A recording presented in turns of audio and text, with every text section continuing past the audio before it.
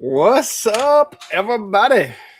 Welcome back to Sunday Night Live, where we're always dropping things. Did you drop the ball? No, I dropped my man. I am tickled to death. I dropped my little. I don't know. It's a holder for things. I don't know what kind of things, but it's a little holder. So you just at least illicit paraphernalia in there. Well, I mean, you could, I guess, but you could also put like legal stuff in it. I don't know. Like I could put some peanuts in there, have a little snack will go with me. But yeah, I've been practicing on making threads. This is the actual size of it. I got one printing over there. It might be done by the time the live's over with. I put some green PLA in there to get rid of it. Just doing some testing to see how well it worked, because I've been going through filament. Like I've used a lot of black PETG lately, and so I'm like, I got all these half rolls of green, red, yellow, all that. So I'm trying to use that stuff up and get it out of here. Yeah. So, but yeah, I finally got to play around with making threads, because I've been wanting to like be able to attach things together. So I got into Fusion, and thanks to YouTube University, I have successfully did a walkthrough in which I designed and printed this, and it works. It's a little tight, but it not bad for my first run, because I put 0.02 of a millimeter offset on the threads and I think 1/100 of a millimeter offset on the lid when I built it. So I probably should have done 2 and 2. But I was trying to make sure I didn't get it too loose. But all in all, it went well. So that's one more little tool in the toolbox for 3D designing now. So that if I do want to make something that needs to be, longer or bigger, I can now make it in parts that can screw together. So yeah. Very cool. Very cool. But that's what I've been playing with today, and just chilling out. What you been up to today? I need to get back to making some videos. I'll be honest with you. I've been lazy lately. Yeah. No, it's a busy time of year around here. The university had their commencement this week and such, and then our college does ours this next Thursday. So it's end of semester, finals test this week, and then we have the commencement there Thursday. So work has been busy there, but today, being a Mother's Day, happy Mother's Day to anyone out there. Our tradition is that it's typically, this is about the time that we're done with our freeze warnings, and oddly enough, we have a frost advisory overnight.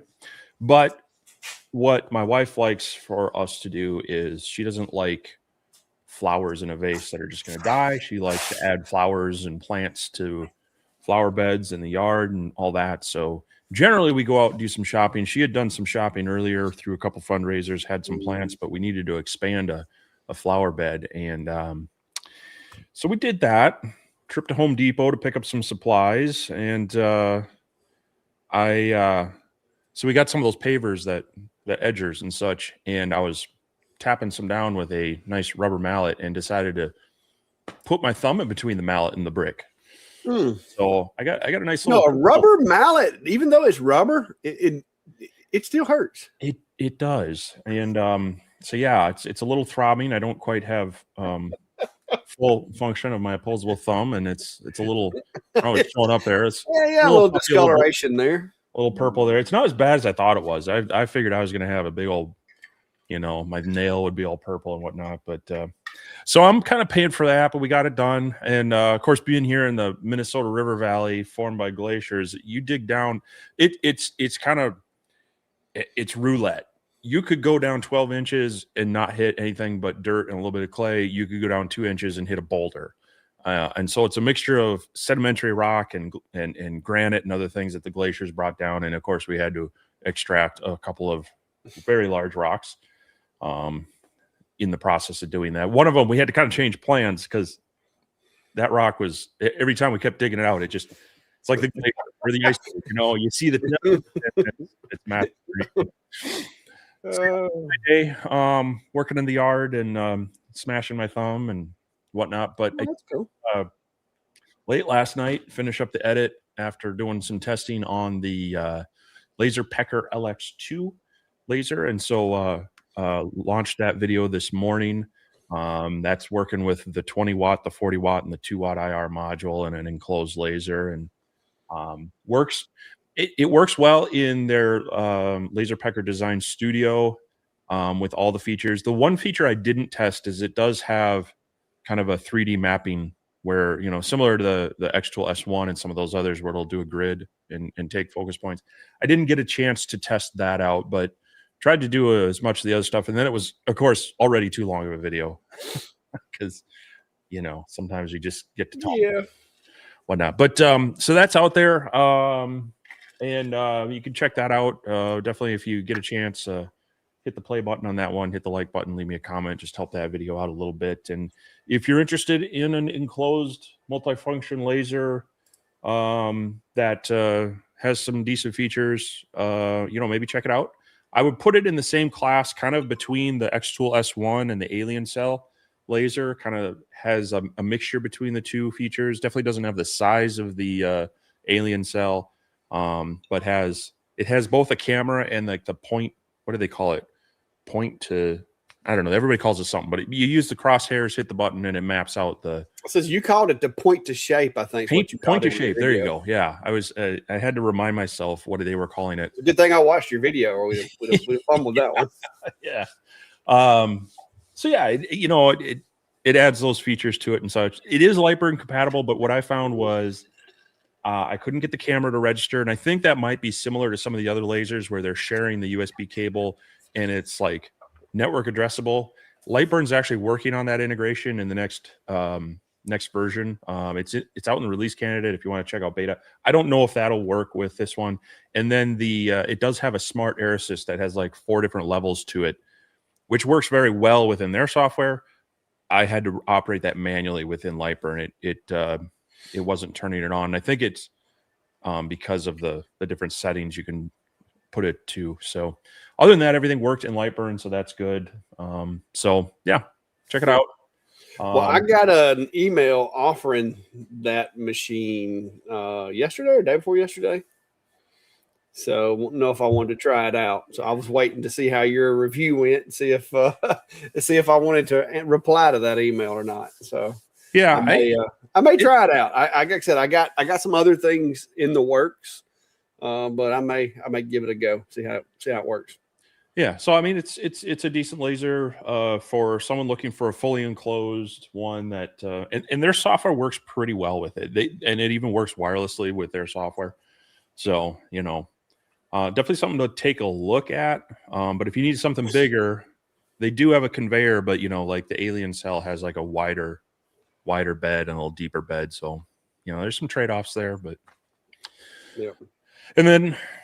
This is finally on the bench, the IKEA Master. Got a couple replacement parts in due to the shipping damage, and I did the flood damage. So I haven't. I mean, other than just firing it up, making sure everything works off the touchscreen and such. Now I can actually start working with it. So hopefully we'll be doing some tests with that over the next week or so, and see. How that comes out. I know I think they wrapped up their pre-orders recently. The price at that time I think was $19.99, so right around $2,000. We'll see where that lands and how it measures up to some of the other kind of all-in-one bench top ones. Now, one thing that is cool about this one that I did confirm though is there's a port on the back that has like that airline, that little push-in air connector and a 24-volt port for air assist, and that's supposed to work with the, what is it? There's a couple different models it works with. So like the F60 that you and I have.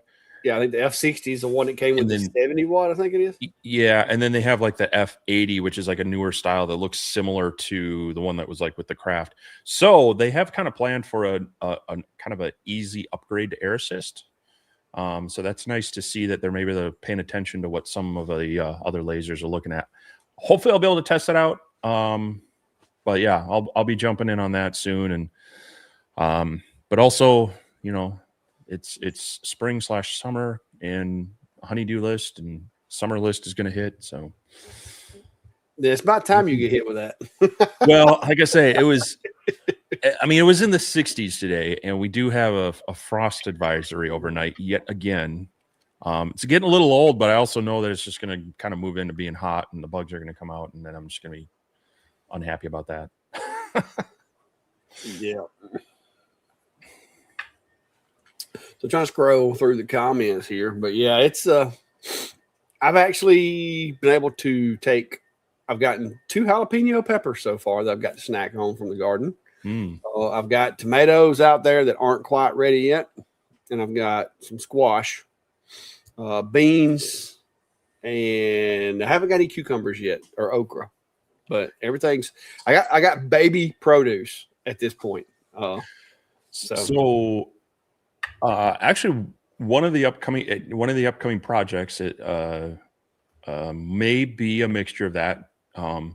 So I'm looking at building some planters, but they're going to be like the 5-gallon bucket planter kind of thing for a couple of them. So it'll make it more portable.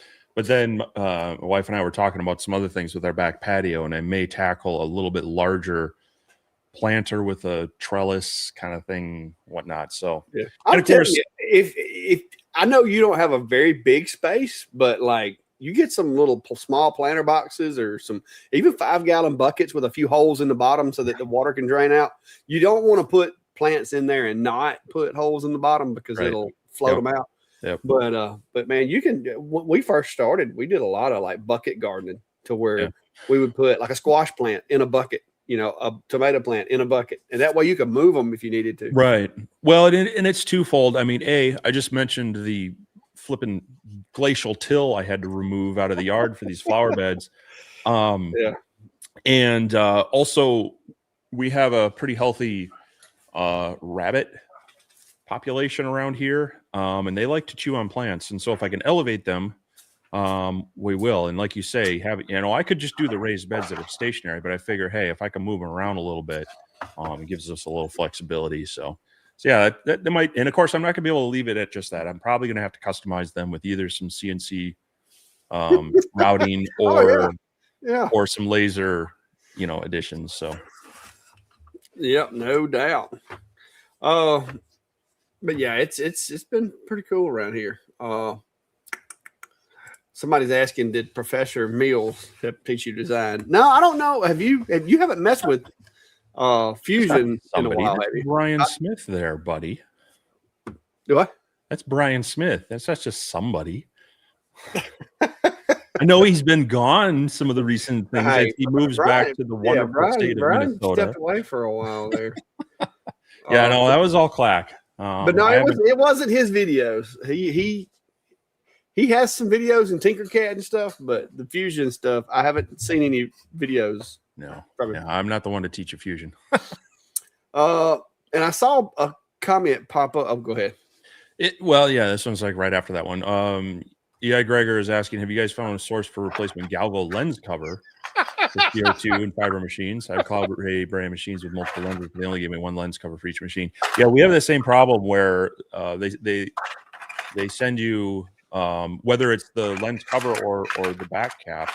And so, yeah, Clack has designed quite a few for different sizes. So this is the X-Tool Ultra UV. This is the Com Marker Omni 150 millimeter. We create Lumos. Got it done. I've made lens covers for most every laser I've ever had in the shop. But somebody had asked me the other day about making them some and shipping them to them. And when I started trying to make them, I found that in my early days, when I first designed that file, I kind of slipped up a little bit and didn't make it real printer friendly. So I had to go back and redesign the file. So now I have, not only do I have more printer friendly files, but I also have like mix and match color combos. So you can do like black and orange, you can do like red and white, and the pieces are all interchangeable. So what I have wound up doing is I went back and all of my other lens covers that I've made over the years, I went back and just took basically and knocked off the little tab that I had for the actual. Matter of fact, let me get one. I'll show you. This is my Omni one that I made. I always put this on there. Well, that generated a lot of supports under here in the way that I let it laid out. So I went back to all my files and basically knocked this piece off the top of them, punched a hole in it so that the other system works with them. And I'm in the process of remodeling all of my lens covers. And I got to figure out how to put it on Etsy, whether I want to do a variant or whether I want to just add like a list of the different machines that I can support and the different covers that I offer, because there's a lot of them. Like I said, I got the Monport steel that I haven't done anything with. This machine that I just got in, luckily it uses the same lens cover as the We Create Lumos, so I didn't have to reinvent the wheel on that one. But yeah, so I've been printing and I've been playing around a lot. I've got them on Etsy for the F1, F2, but I also have the F2 UV. I've got the Omni 1. I've got several others that I've already made as well. So there you go. So we'll see. But what machine were they talking about? Cloud Ray? You'd have to, like I said, it would depend on, I don't have that particular machine. The lens, depending on the lens that you have with those machines, is going to be what you need to be looking for. Because like 150 millimeter lens, 250, 70 millimeter lens, a lot of those are going to be the same diameter. It's just a question of which lens they used. So, but yeah, I've been playing in Fusion a lot lately. Like I've actually gotten better at it though. I mean, happy about that. Yeah. But there may be other 3D print files out there also if you want to look around. So for that particular machine. Yeah, Brian says I can 3D print roses for the wife. She asked for other random 3D printed things, and usually they are very. She has an interesting sense of humor with various things, and so she always wants. She has a cousin that they send weird things back and forth, so she's always asking for me to print out weird little tchotchkes and such. But no, that's the thing, is like she would rather not waste the money on something that's going to just die or get tossed out, but spend the money on something that she can enjoy in the yard more year round and year after year. Kevin said he had a proud dad moment. Apparently somebody graduated with a doctorate of physical therapy. So it's good to have a physical therapist in the family. Yeah, thanks to say. Congratulations to everyone there before. Everyone with their kids getting out of college. Hopefully that's a little bit of a bump in pay for all y'all. Yeah. I know when any of my 3 young adult boys move out, that's going to be like getting a pay raise just in lowering the grocery bill. Oh yeah, no doubt. Papa Ragu's asking, have either of you worked with the BMO 30-watt CO2 laser or the Hexa 60-watt CO2 laser? I have not.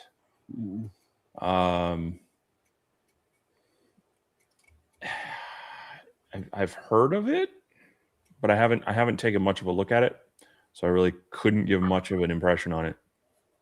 At least as far as the BMO, and I think I've heard of, who makes the Hexa. or is that their brand? I'm not sure. I've heard of a BMO laser, but Oh, they're both by Flux. Okay, gotcha. I don't know the BMO at a 30 watt. I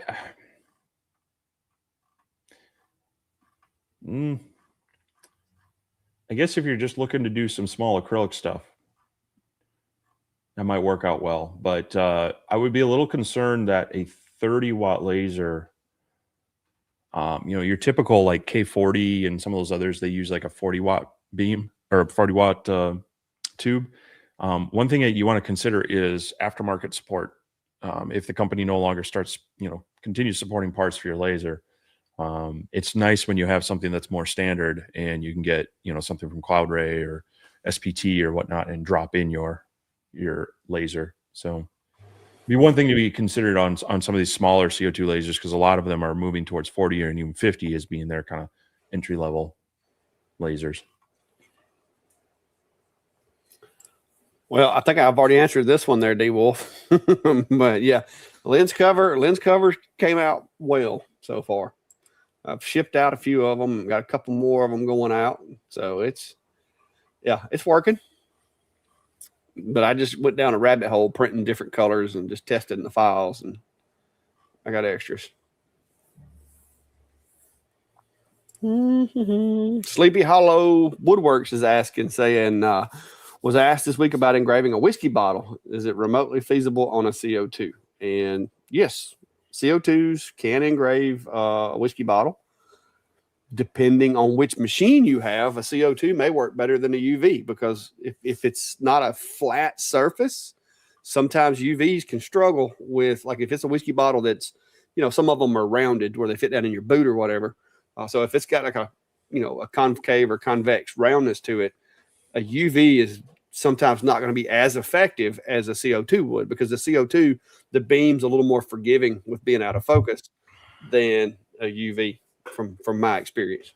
What say you there, Steve? Yeah, no, it's definitely feasible. And I would practice your glass engraving on something beforehand. It'll get you in the ballpark. Definitely something where, raising the focus a little bit to soften the harshness, because that's one thing with the CO2 and even the diode. If you get it too focused, that heat will cause microfractures, and it ends up being a little sharp instead of like that kind of nice frosted look. So, maybe go to the Dollar Tree and grab a couple of cups or paint, the 5x7 picture frames they have. They're $1.25, and it'll give you a nice flat square of glass that you can run some material tests on. Another trick with that to help kind of ease the chipping is you can use some dish soap and just give a nice little thin coating on it with the CO2. And that can sometimes help reduce the amount of fracturing and such. It almost acts kind of like a little bit of a coolant and such there. So, but yeah, do a little practice on some cheap glass just to get you in the ballpark, and then start low and work into it. Or if you got somebody that's got some empties of whatever it is that you're planning on doing. Hey, that's what I've got. You can go by, like, if you have a like a bar or country club or something like that in your community, and liquor bottles is something that you want to get into, it doesn't hurt to go by and say, hey, do you have any that are destined for the trash can? And grab a box and throw some of them in there. I've got several over here that I've got just for practicing and stuff. I got a friend of mine who, like, he partakes of certain bourbons and stuff, and I'm like, hey, start saving your bottles, and when you get 3 or 4 of them, bring them to me. And so that's what I've got over there. And that way, if I need to, like I said, if I need to do some testing for a similar job, I've got, similar glass. It's not always going to be the same. Yeah. But yeah, like I said, CO2s and UVs are the way to go when it comes to glass. UV if you can get it to work, but CO2 does a great job if you don't have shaped mapping or whatever, like with the UV from X Tool. Yeah. Papa's Woodworking is asking, is there a way to change the way the laser cuts after you start it? For example, going from fill to offset fill. Well, you can stop it and change your parameters and resend it. Most of them know you're going to have to end the job and then start over, because a lot of times it streams the whole file to the laser. It's not actively controlling it per se. Some of them might actively control it, but generally don't have it to where you can change your parameters. Some of them you can pause it and restart it, but if you want to change what it's doing, generally you got to kind of redo it. Yep. Brian, no, I'm not at what I would consider to be a print farm status yet. I will say that I've gotten, I don't forget how many hours it was. It was over 250 hours, I think it is, print time on my P2S so far. Like it runs like a good percentage of the day every day. Because like today I've printed 3 full sets of Bigfoot, plus I've been doing some prototyping with it on another project. I've been using the A1 to prototype. I've gotten to where the P2 is kind of my production machine. Like I use it to do the Bigfoots and some of the things that I've already got built because they're all saved on the controller. And then my A1 here lately has been my prototyping machine because it's like right here. And like I said, I've been using the different filaments, PLA and stuff, some old leftover PLA to just throw something together.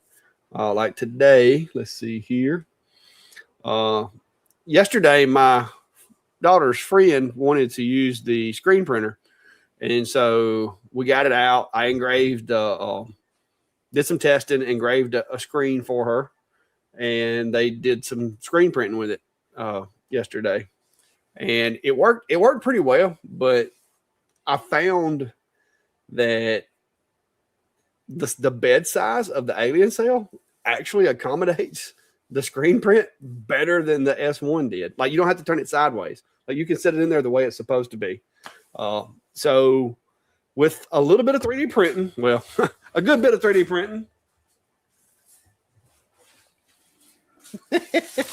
this is my little prototypes right here. With a little bit of 3D printing, one of these sets actually works, but I wanted them taller.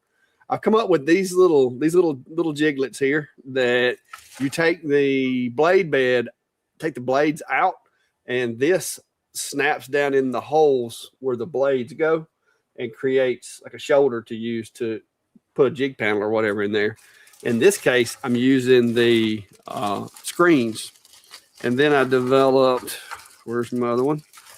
This little guy, this one goes on the top of the screen print. There's a hole in the screen that this little foot right here hooks down inside the hole in the screen. And then these teeth lock into the holes where the blades go. And so it's almost like a Picatinny rail system inside there when you take the blades out, but it's rock solid. Like the screen doesn't move. So yeah. So this, between this little piece here, and then like I said, I did several different measurements, just trying to tweak it to get it to be just the right tension against everything. But with 2 of these and 1 of those, I can do these screens, and the speed of this machine is awesome. And because it has the crosshair on it too, you can do kind of like what you did with the S1, where you take and move the crosshair to the corner of the screen, and then you build a box in their software, and then slide the laser to the other corner of the screen. And I didn't know it would do it, but when you do that, you can actually drag the corner of that box to that crosshair, and it'll like attach to where the crosshair is on the screen. And then you just set that to not output, and you've got it framed up, and you know exactly where your screen is. So it's been working pretty well. I've been playing around with it. We've got the screen printer back out playing with it. So I was really surprised at how well this machine engraves them. Also, it did a really good job. Like we did one last night that had some really fine detail. and got some really nice prints. Let me see if I got a picture still. So yeah, you can see that's actually the screen print off of it, and it did a good job. So I'm revisiting that and playing around with that a little bit because I had plenty more screens to go with it. So I've set it up and playing around with it. So do you have as part of your jigs there, do you have any way to lock into the little tab on the screen so that if you're doing multicolor, they get aligned the same way? As long as you put this, let me show you. Hang on. Better easier to show you. Where did I put it? Stand by. But yes, it directly indexes back into the same spot. This is 100% repeatable. That's what I was trying to go for, where I could do multicolor, like different layers if I wanted to. Where in the heck did it go? I'm gonna have to throw some of these away now that I'm through playing around. I just kept them to show. Well, that's fine. I was just curious if you had something configured for that. So yeah, let me just a second. Let me, like, it's one over there in the machine. This was prototype 1. I can throw this one away. That one's no good. Here it is. Hang on. I got a screen right here. This is the one we'll be testing with. So, all right. So right here on the front of these, on the face of these things, this little guy here actually sets in that hole. Like, it snaps in there. So, like, this can't move. It's the same exact size as that little opening right there. And that, once you put that in here, once you set this in here, that snaps into the frame and into the little Picatinis where the blade bed goes. And then these guys go back here on the corners on the back. And they're just tight enough that there's a little bit of, like, it pushes against itself just a little bit. But yeah, that will index. As long as you, like, take a piece of tape or something and just mark, which is kind of like when you take the Picatinny sight off your weapon and put it back, you just got to use the same 3 holes again. So as long as you put it back on the same 3 holes, you're good. But yeah. And then, of course, you can also use the little crosshairs to re-index off of the screen as well. If you create that file, you just drag your graphic until it, like, locks onto that little red crosshair. It's pretty sweet. Like, I like it. I think I actually like it better than using the S1 with it, because I actually got a camera too, so I can look at it on a camera as well when I'm trying to place my graphic. So I don't know, it's pretty cool. So far, so good. I'm gonna do some more playing with it tomorrow. But yeah, that little hole, they conveniently put that hole right there, and like I said, I designed that to go in the hole and, like, holds it snug and doesn't let it move. If you look on the other one, if you look at the one that's in the machine, you can see. Let me show you over here. You can see this right here. So, like, if I grab this and try to move it, it doesn't move. So that doesn't allow it to move. So yeah, it indexes it. What I've been doing is just lining up that little QR code back there. But if I was going to do it a lot, I would take which I'm probably going to. What I'm going to end up doing is taking one of my little, what do you call them, paint pens that I got up here, and just painting that one tooth in the middle, paint it white, and call it done. Or I could just print me a sticker and stick to it, I guess. But yeah, it works. It works really well. I was shocked. It just hit me when I was, because I didn't want to dig the S1 out to do that screen. I was like, man, I really hate to go have to pull that thing out and do all this. But it's got, as you can see, plenty of room for acceleration and deceleration inside there. Like, it holds it sturdy. It's just working great. I like it. But yeah, that was the trick, was trying to figure out how to make it index other than just using the corners. And that little piece, that hole, just happened to be there where I needed it at. Well, I mean, the only reason you really needed to index is for multicolor. So otherwise you just need to hold it still. Yeah.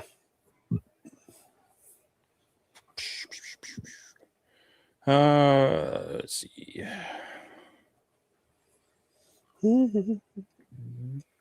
Diamond State saying elevated cedar planters. Yeah, the idea is I want to use either some, just inexpensive. I want to make it inexpensive. So like the cedar pickets. I don't know. They might not be. They can be a little thin sometimes. So either that or just some cedar 1x4s. So we'll see. I got to do a little shopping. I got a little.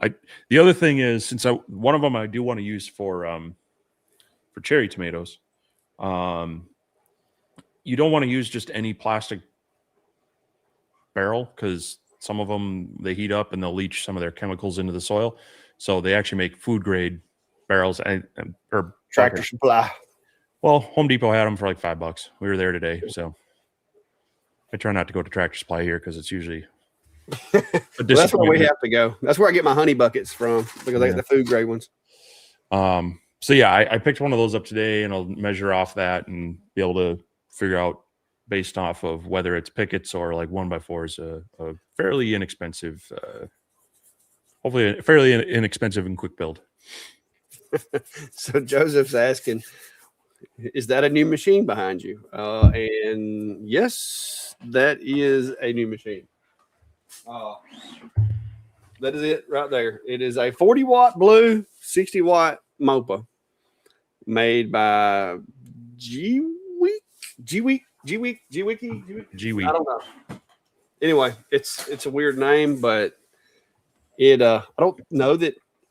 Is it out yet? I emailed them and asked them if it was like top secret, and they haven't replied to me, but it is on their website. So I'm assuming that it's not top secret. Because if it was, they shouldn't have put it on their website. But yeah, it is. They sell it in two varieties. One's a 30-watt MOPA and a 40-watt diode, and the other one is a 60-watt MOPA and a 40-watt diode. So it's basically the F1, F2 Ultra-ish machine. Has a lot of the same features, but it is 100% light burn compatible from what I can tell so far. The only thing that's a little hinky about it is to go from a fiber to a blue, you actually have to change one of the settings inside the machine settings other than just clicking a button. But in their software, you can just literally click a button and change it. So it's a little cumbersome on that, but it's not terrible. I've been playing around with it, doing some testing. That's a solid piece of an aluminum. And I did that, I think yesterday. So it's another one of the aluminum blanks that I got my hands on. And I think it took like an hour or so, and it went down. It's down at least a good full millimeter, if not just a little bit more than a millimeter. But and it was just doing flat passes. It wasn't rotating because I haven't mastered their software yet. But it's pretty decent so far. Where's some of my testing stuff I've done? I've got some stuff I've tested. Hang on.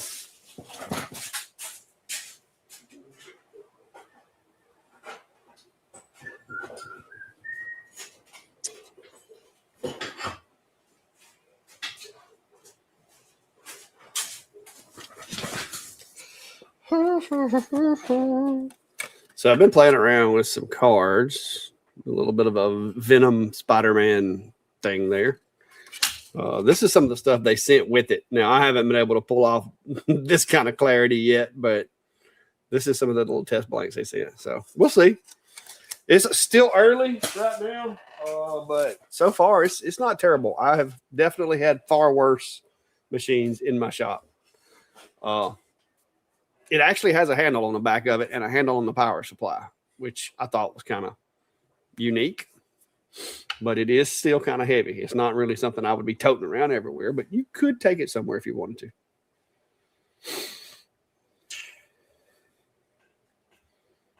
But I just got it last week and started playing around with it. So we'll see. We'll see how it goes.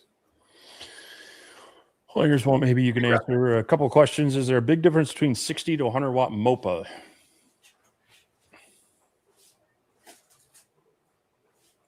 me not having any MOPAs, I can't really tell you the difference.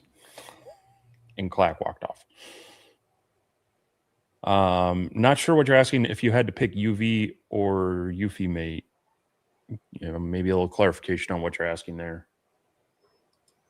You're asking like between different UV printer makers or not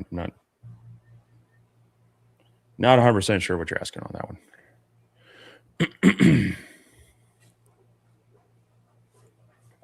Kevin, you had asked what material those screens. It's actually like a stainless steel screen that then has the emulsion coating on it, and then they're more laser safe. You can still burn through them if you have your wrong settings, though. But you can work with CO2 or diodes on them. So Kevin's asking about the difference between a 60 to 100 watt MOPA. I figured you'd answer that. I don't have a MOPA. I can't tell you the difference between a 20 watt and a 30 watt MOPA. It's basically the same as 60 to 80 watt any kind of laser for the most part. As Steve likes to say, power is not linear with lasers, of course, but you do get a substantial bump in throughput. And I don't know that I would say a 60 can't do the things that 100 can. They can pretty much do the same thing, but the 100 watt will do it faster. So, it's not a matter of, a 60 can't do deep engraving. It can. It's just going to take it longer to do the same engrave than it would for 100. So that's really the only difference is going to be the speed at which it can do the things that it does. Because like I said, that coin that I had, wherever I put it, this coin right here took over an hour of it just sitting there and just doing pass after pass after pass. Now, I didn't have it set to drop. I haven't done a lot of testing the focal distance on it to make sure it's 100% correct. There's a lot of things I could do to maybe make this more efficient, but I just ran it straight out of the box to see what it would do. Because I couldn't, to be honest, I couldn't figure out whether I had the 30 or the 60 watt because they advertised both. But on the box, there was a little sticker that said 60 watt, 40 watt. So I'm assuming that's what I got. But that's the biggest thing is just it's going to do faster. So if you're doing it for, like if you're trying to run a business doing MOPA stuff all day long, the 100 watts probably going to be better for you. But if you're like me to where I don't do a lot of really deep metal engraving, and when I do, it's more or less I'm just playing around. So I'm not in a big hurry. Then a 60 is plenty. A 30 can actually do, I would say 90% of what I do.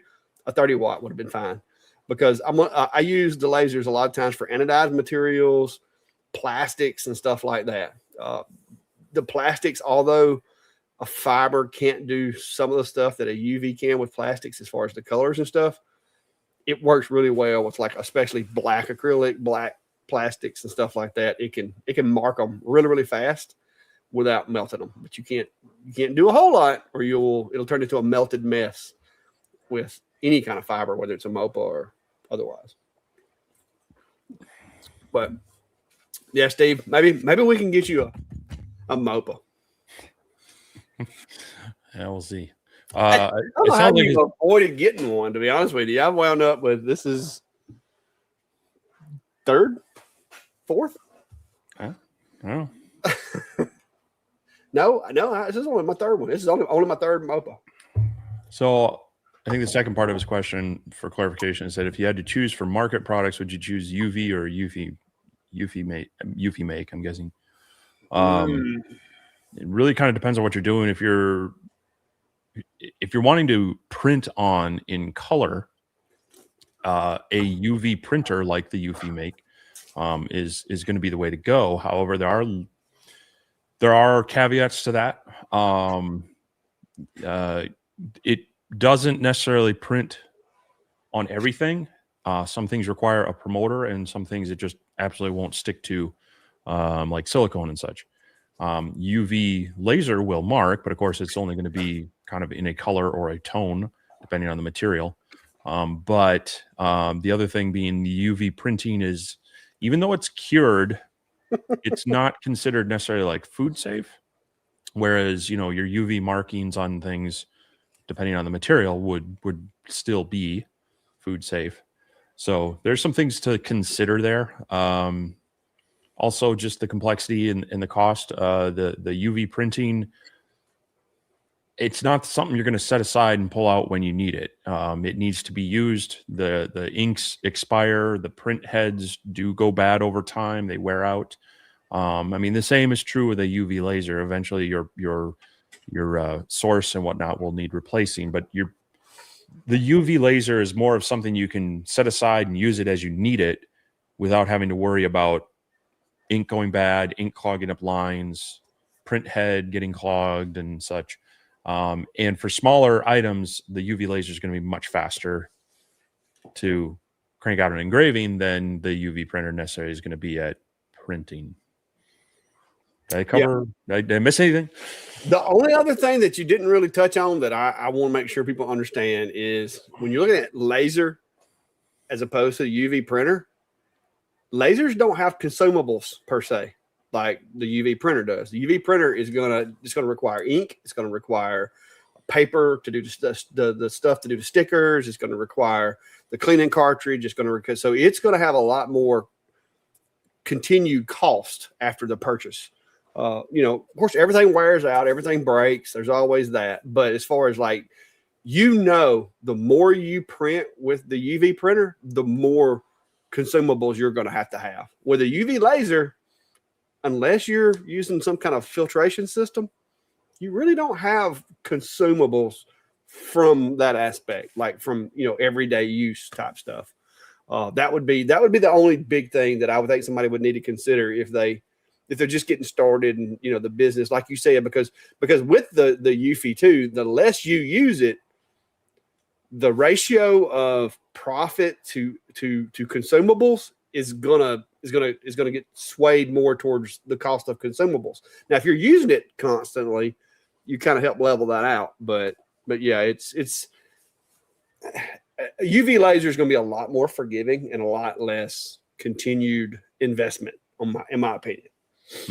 So that was the only thing that I've been thinking about with my video is that's something that some people need to realize is, it's not like buying a laser where you buy the laser and all your little parts and you're good as long as you're venting outside. With this, even the carbon filter that's inside it, if you're not venting it, that's a consumable that you're going to have to replace periodically. So there's a lot more consumable associated with UV printing. But it is cool. It is fun. And the flip side to that is you could probably upsell the things more because you're adding color. Yes. I mean, you can have an engraved slate coaster or a full color slate coaster. And it is, and I have used it with I've been combining robots or a full color coaster. Yeah. See, I designed myself a little Christmas ornament and I 3D printed it out of some translucent PLA. PETG, I mean. And then I printed on it. And I also took some clear acrylic and used a CO2 laser to cut the acrylic and print on it. So I'm using the machines to make my own blanks, but then I'm using the UV printer to add value to it to hopefully come up with a product that I don't have to have. I don't have to worry about necessarily being able to get the blanks, because if somebody says, hey, I run a pet grooming place and I want to get a bone-shaped Christmas ornament with my pet grooming business logo on it to give my customers around Christmas time. Well, where are you going to find a bone-shaped Christmas ornament? You're going to design it in Fusion and print it, and then you're going to take your UV printer and print their logo on it, and you're going to have a very unique product that they can't just go to Hobby Lobby and pick up. And so that's where I'm trying to go. I'm trying to go.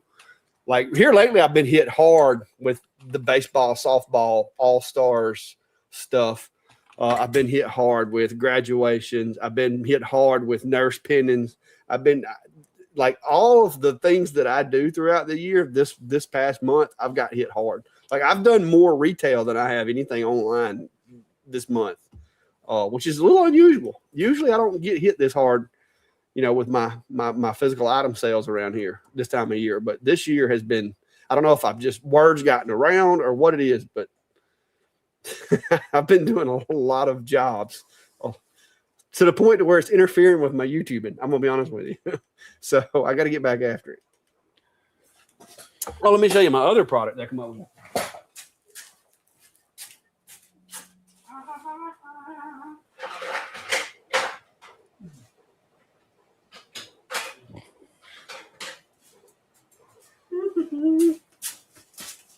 And so far, I've made some custom medallions for an event table topper type thing where their logo is on the tabletop decorations or whatever. And I've also come up with these. This is actually, it's a name tag with a magnet on the back of it. It's a 3D printed name tag with a magnet on the back of it. This is a kind of a, just when you go to an event or whatever, little display name tag. And this is a QR code to my website so people can go to my website. And this is also a 3D printed self-made blank. And I just this weekend I did a couple of sets of name tags for some local folks. I did some of these for track team that was going to the playoffs, to where they'd have like their ID for their coaches or whatever. And I did a couple more for an event that the local government's going to where they're going to be doing like business recruitments and stuff. And I've put QR codes to some stuff that they need. So these are the kind of things that I'm wanting to try to get into, because this is, like I said, I'm making my own blanks and doing my own printing. So this is something that I can turn these out in a couple of days, to where something like this, if you wish to order it online, it's going to take longer. So it's very, very interesting. So, but I like it. It's fun. And hey, y'all see me, when y'all see me in Texas, just look for the orange guy. Just look for the orange guy. There's a group on Facebook around, well, there's multiple groups, but there's a Eufy make one, and I found a good idea, and unfortunately I don't have one of these devices to do, so if someone wants to loan me theirs, but I'll just show you really quick.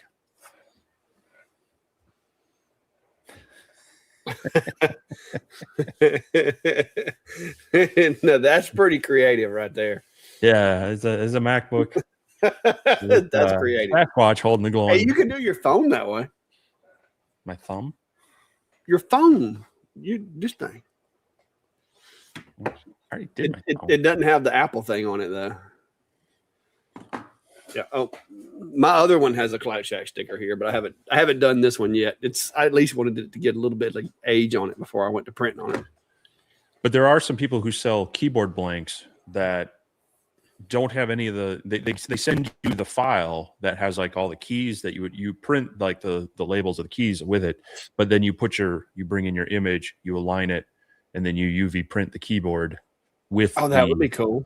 Characters and everything too. So, so these are just kind of some of the things you can do with a UV printer, is really, detailed, colorful customization of products, that you could do something similar with a laser, but it's just going to turn that silver MacBook cover white. So it's kind of like doing a slate tile. I've seen some people do some very cool things, but this, being a very, very unique kind of colorful thing. So anyway, I just that popped up, and I thought I'd share that with the whole Sasquatch thing. So, yeah. Mark says, "Who do you use for your QR code server?" I've looked at a little bit of places. Have fairly substantial monthly charge. I don't use the server. I use the QR code generator in Lightburn, and it doesn't cost you anything, because all it's really doing is taking a URL and converting it into a QR code. So those places that charge you for a QR code, I'm a little suspicious of those. But yeah, I just use, or you can use, if you really wanted to, you can use Google Chrome and use theirs as well to generate one. But yeah, I just use the one from Lightburn.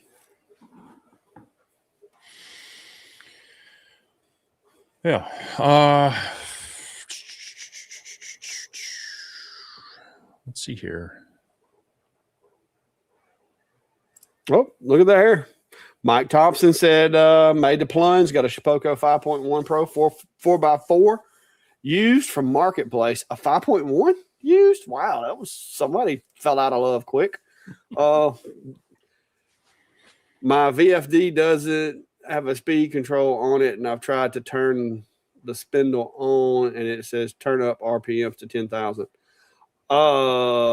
Is it the spindle that comes with the Shapoko? If it is, when you design your file and you're setting up your toolpath, make sure that the RPMs that you set the bit to be traveling is between the RPMs that are stamped, laser engraved, or whatever on the front of your spindle. I've got the 1500 watt, and I think it's 12 to 24. Don't quote me.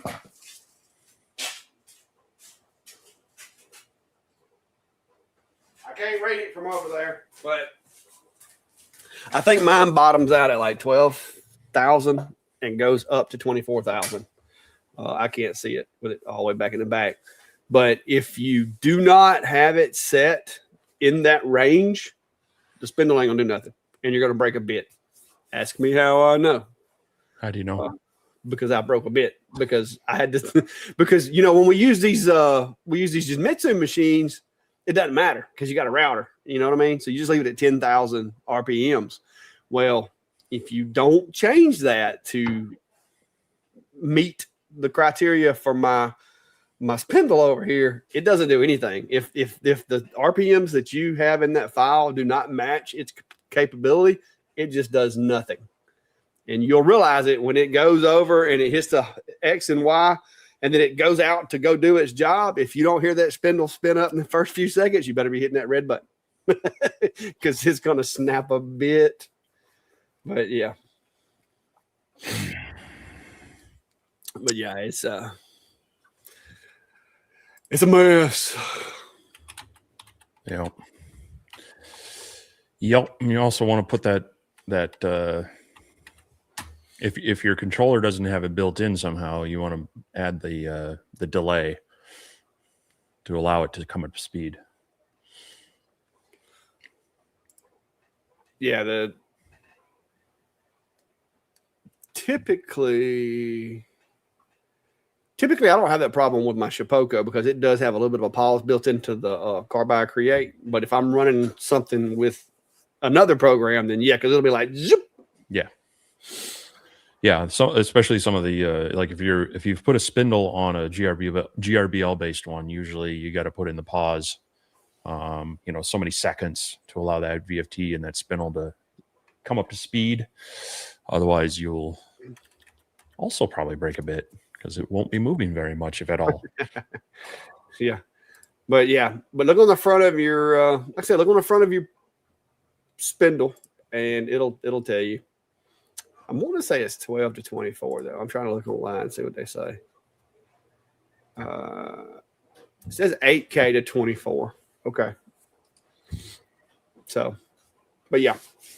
The control, I don't know why they even give you the little control box. Because see, I was crazy when I built my table because I thought you had to have access to it to turn the spindle up and down. But Shapoko programs theirs to be controlled by the software when they send it to you. Normally, you would have to do that yourself, but with Shapoko, they've set everything to work together. And so you don't even really need that box other than to turn it on and off. Like that's all you got to do is turn the spindle on, turn the spindle off. Everything else is controlled through the controller automatically. So if you say 12,000 RPMs in your toolpath, it's going to send a signal telling it to go to 12,000 RPMs when you start the job. So, but yeah.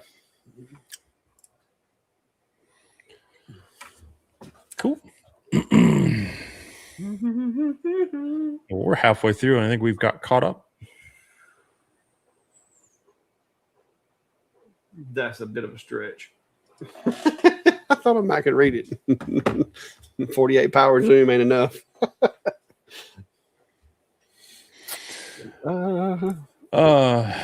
Rob's got a question. Says, good evening, guys. What are you using for bed adhesion for your 3D printers? I have a CR10 with a glass bed.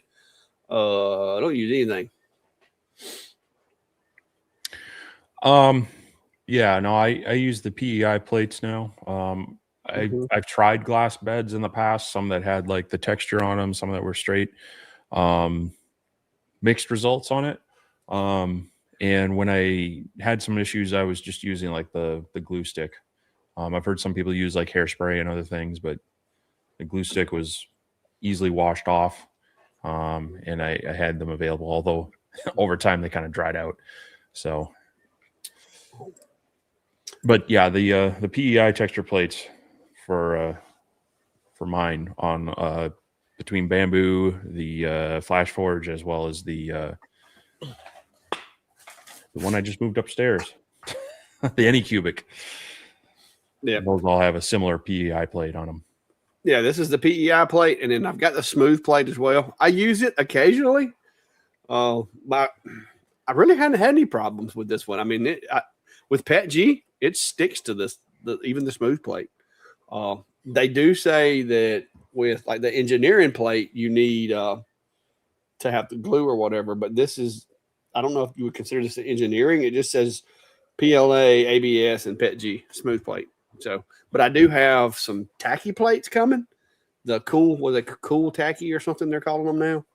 The ones that Bamboo has started releasing for the P2S, because I put one of these in my P2S the other day and it didn't recognize it.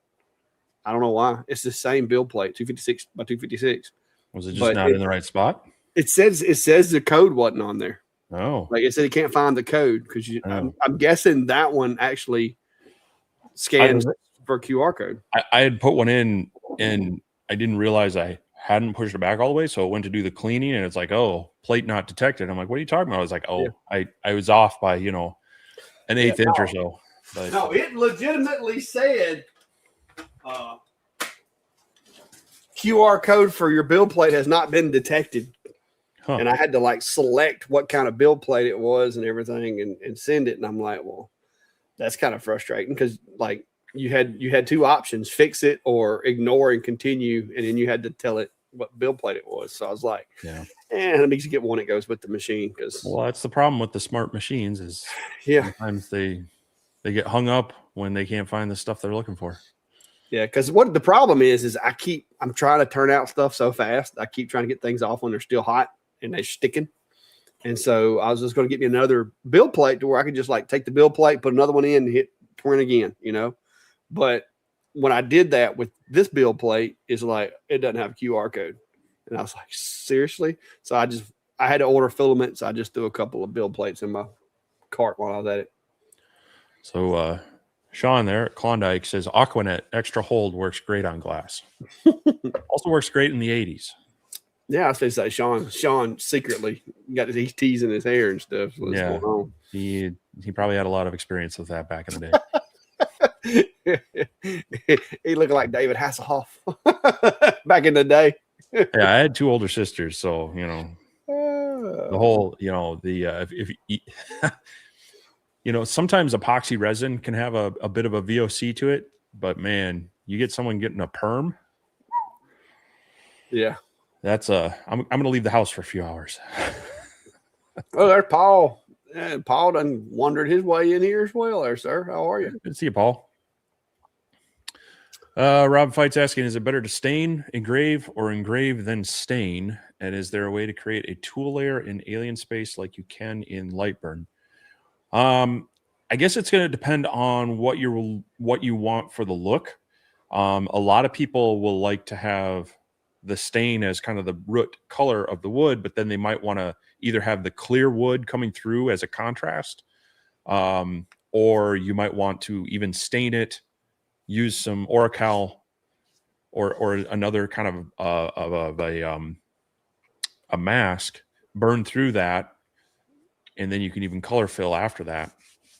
Now, of course, with the CNC, you're going to get more of a clear look, but like it also depends on the color of your stain, because with the laser you're going to get a certain level of burning to it. The other thing to take into consideration is if you're engraving after staining and you get like kind of the overburn, the vaporization and such, you're going to have to clean that off.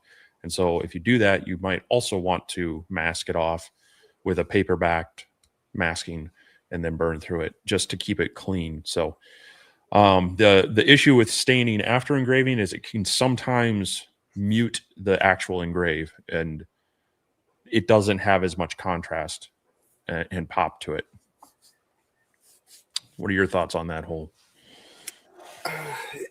I've had really good luck with the most popular stain that I use, which is Early American, because it has a good bit of black pigment in it.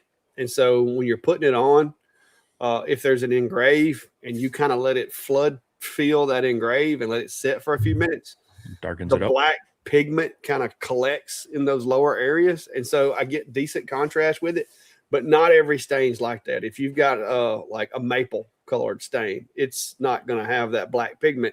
And so you're not going to get the same result. So my advice would be get you a little piece of wood, try it, the couple of different ways using that particular color of stain that you intend on using and that material that you intend on using. Look at the results, because like Steve said, you're going to get varying results depending on the wood. Another thing to consider is the difference between heartwood and my goodness, I just went blank. Between the heartwood and the sapwood. The sapwood is going to take that color better than the heartwood, because that heartwood has a tighter, closer grain, and so it doesn't allow the absorption of stains as well as the sapwood. And that's why when you stain something, a lot of times you'll see like lights and darks, is because that different wood, depending on the texture and the grain of it, is going to absorb different amounts of the stain. And one thing that I would say too is if you're really wanting it to be dark, when you do put it on, and like let's say you wipe it after you've engraved it, wipe the outside off really fast, but leave it down in the hole and let it sit longer. And a lot of times you'll get darker. But now you have to be careful too, because sometimes you'll get really bad bleed out to where around your engrave it looks like it's got a shadow around it. So it's just try it out with your wood and see which one you like best, is my opinion. Because like I said, it's going to be different results. Like one board may do really well, the next board may not. Like I get a lot of my pine panels and stuff from like Lowe's, and like some of them they take stain like a champ, they look good, and then the next one I get, I don't know what they do to it, but it'd be like one board in the glue up that just will not stain. I don't know what they do to it.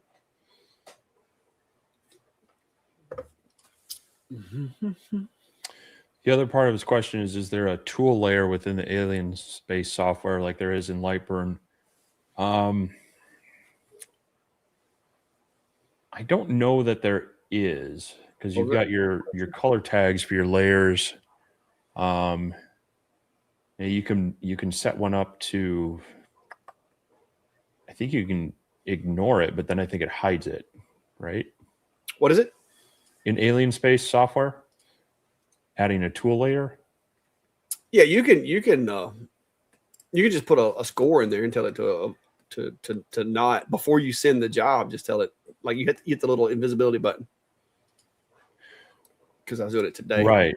Yeah. So I mean, you leave it active until you're ready to send the job, and then you. Yeah, and you got to make dang sure you turn it off. Just say you can inactivate it, but then it kind of like hides it and you don't see it anymore. So it's not something you can leave out there or mark that as just a specific tool layer. But yeah, matter of fact, this is the screen that I did yesterday. This is a screen print design, and if you'll look, I've got the rectangle right here that you see. I turned it off. And so you have to go over here and turn it off before you send it. It says a little eyeball button. That is actually the print frame, the frame around that silk screen or that screen printing thing. That's what this is. And the way I set it up was I had the laser and I used that crosshair to draw it basically. So, but that's the only way I have found. I wish they would do like somewhere in the attributes. Now, what you can do is you can go over here when you set it, even if you turn it on, you can go over here and set the power to like 0, just as a precaution in case you don't turn it off. If you set it at 0 over there, it's not going to do anything. So like if I set this one, if I set it to 400 millimeters per second at 0% power, if I do forget to turn that off, it's not going to be too damaging. So, but yeah, different software. There's still, like I said, Alien Cell software is not. It doesn't like bug me. Like it works, but there's some tools that I do miss that I want to have. Yeah, it was the same thing. And I noted that a little bit in my review on the Laser Packer LX2 with their design space software. There's just a few things that, kerf offset, even in like their material test generators, there was no way to adjust the text engrave settings. So on some materials, it just wouldn't show up. So a lot of these places you could gotta just either use third-party stuff to make the adjustments or hit them up with requests for updates. So yeah. All right, so here it is again. Jeffrey says he's looking for a QR code generator that doesn't require a monthly subscription. Here it is, right here in this screen. It's called Light Burn.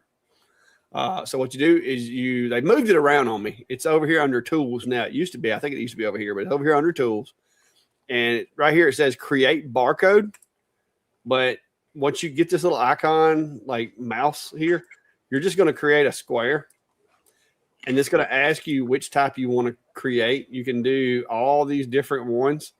I just mostly use QR code right here. So you'll do QR code. And then you can do the raw content, and like I can type in www.theclackshack.com. And once you do that, you just hit OK. And there you go. And that is that's it. That's all I use. Now, if you want to, like this, if you're using this, like I use them with the Eufy, like what I'll typically do with these, if I want to use them as Eufy, is I'll just take that over here and I'll go file, export, and I'll export it as an SVG. And let's see, we'll do export as an SVG, download, Clack Shack QR code, save, and then give me just a second. I'll pull the Eufy software back up. But then once you get into whatever software it is, hopefully it will allow you to use a QR code or use a SVG. I mean, then you go into like right here is this is one of the jobs that I did today. You can go into the Eufy Make software, and you can just go over here, upload PNG. Download, and that's my Clack Shack QR code I just did, and I'm going to just resize it, and there we go. And so it's in the Eufy Make software. Everything I do in Eufy Make, I try to do as a transparent PNG.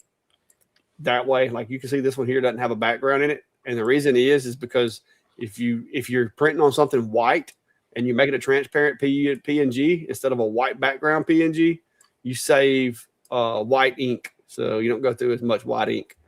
But that's what I've used to do all of the QR code stuff that I've been doing on them. And you can go back and, I mean, these are a bunch of the different things that I've done on the Eufy. That was a project. I can show you this one now because it's been presented to the guy. This was one of my first jobs that I did with the Eufy Make. They wanted this printed for their team. So yeah. Lots of capabilities, but I have been printing a whole bunch of stuff with the Eufy, trying to learn it and try to learn the ins and outs, the good and the bad.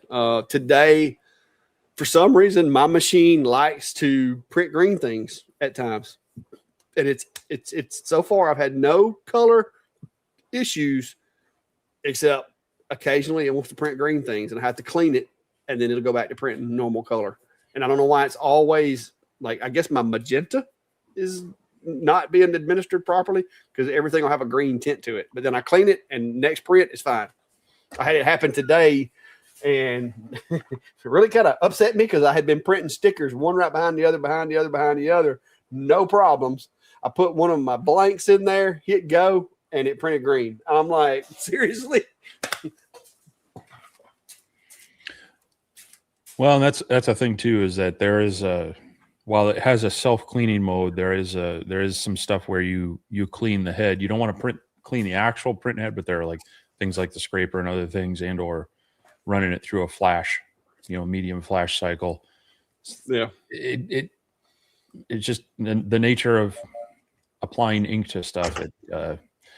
It's not as Oh no, my printer's run out of filament. Hang on.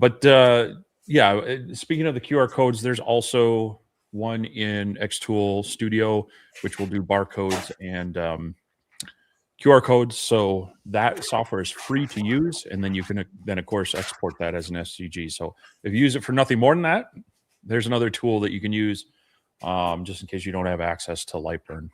So.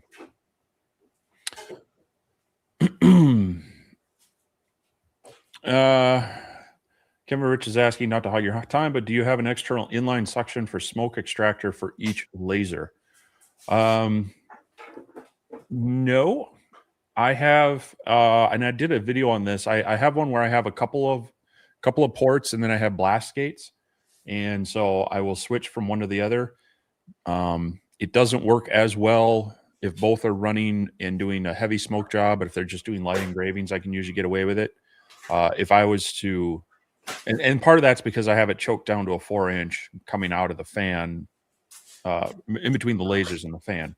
If I had 6-inch longer, it would probably work a little bit better. And then in the basement, I have a single one that I just move from machine to machine, because I'm generally only doing one thing at a time down there. That being said, I've been considering, the problem is I don't want to punch a bunch of holes in my garage.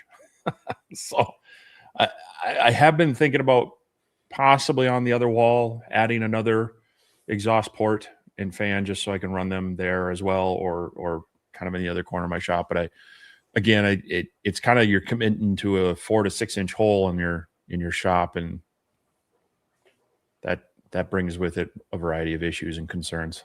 So I try not to have too many, and just move, like I say, with the blast gates, I can kind of select which one I'm going to use off the main line. Otherwise, I move the machine to it. Yeah. Well, how I told you I was using up some like piece of reels of filament. Yeah, I used that green up. It's gone. So my little container that I'm printing, the top half of it is going to be orange. But here's what I was talking about. This was one I printed yesterday. It's supposed to be, this little strip's supposed to be orange. But I did the cleaning. After I did the cleaning, it printed the way it's supposed to. So, but this is my little, because I got this little color wheel to confirm my colors, and you can see those two right there where it was like mostly yellows, and then I did a medium clean, and it went back to printing red. So far, that's the only hangups I've had with it. Like, I know I've heard some folks, kind of having horror stories about it, but that's the only issue, and that's only the second or third time it's happened. And I probably should have, after all the printing I had been doing today, I probably should have went ahead and just ran the cleaning cycle anyway, just out of good measure. But that's something I've got to get a feel for, as far as like, hey, okay, before I do this expensive thing that I'm fixing to do, I'm going to run this medium clean. You know what I mean? So that's just part of learning the machine. Yep. You see there? It's going to be orange on the top. I love that P2S. I'm going to try to do the video this week on it. I have thoroughly enjoyed that machine.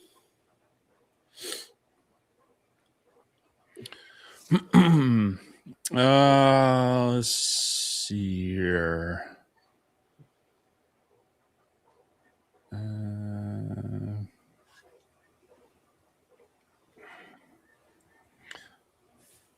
I think we missed one.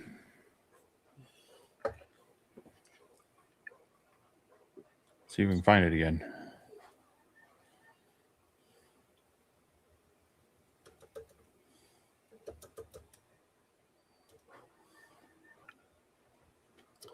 Diamond Here we saying, Oh, go ahead.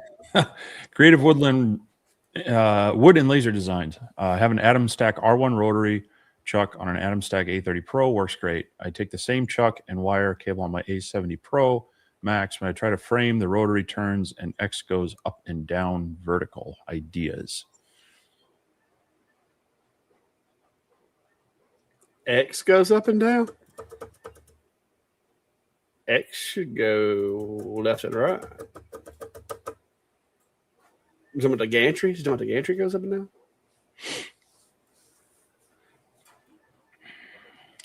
I don't know that they're wired different. No, they're not wired different. The only difference is now the A70, I think, does use the plug, the USB plug, I think. This is the gantry. This is the gantry goes up and down.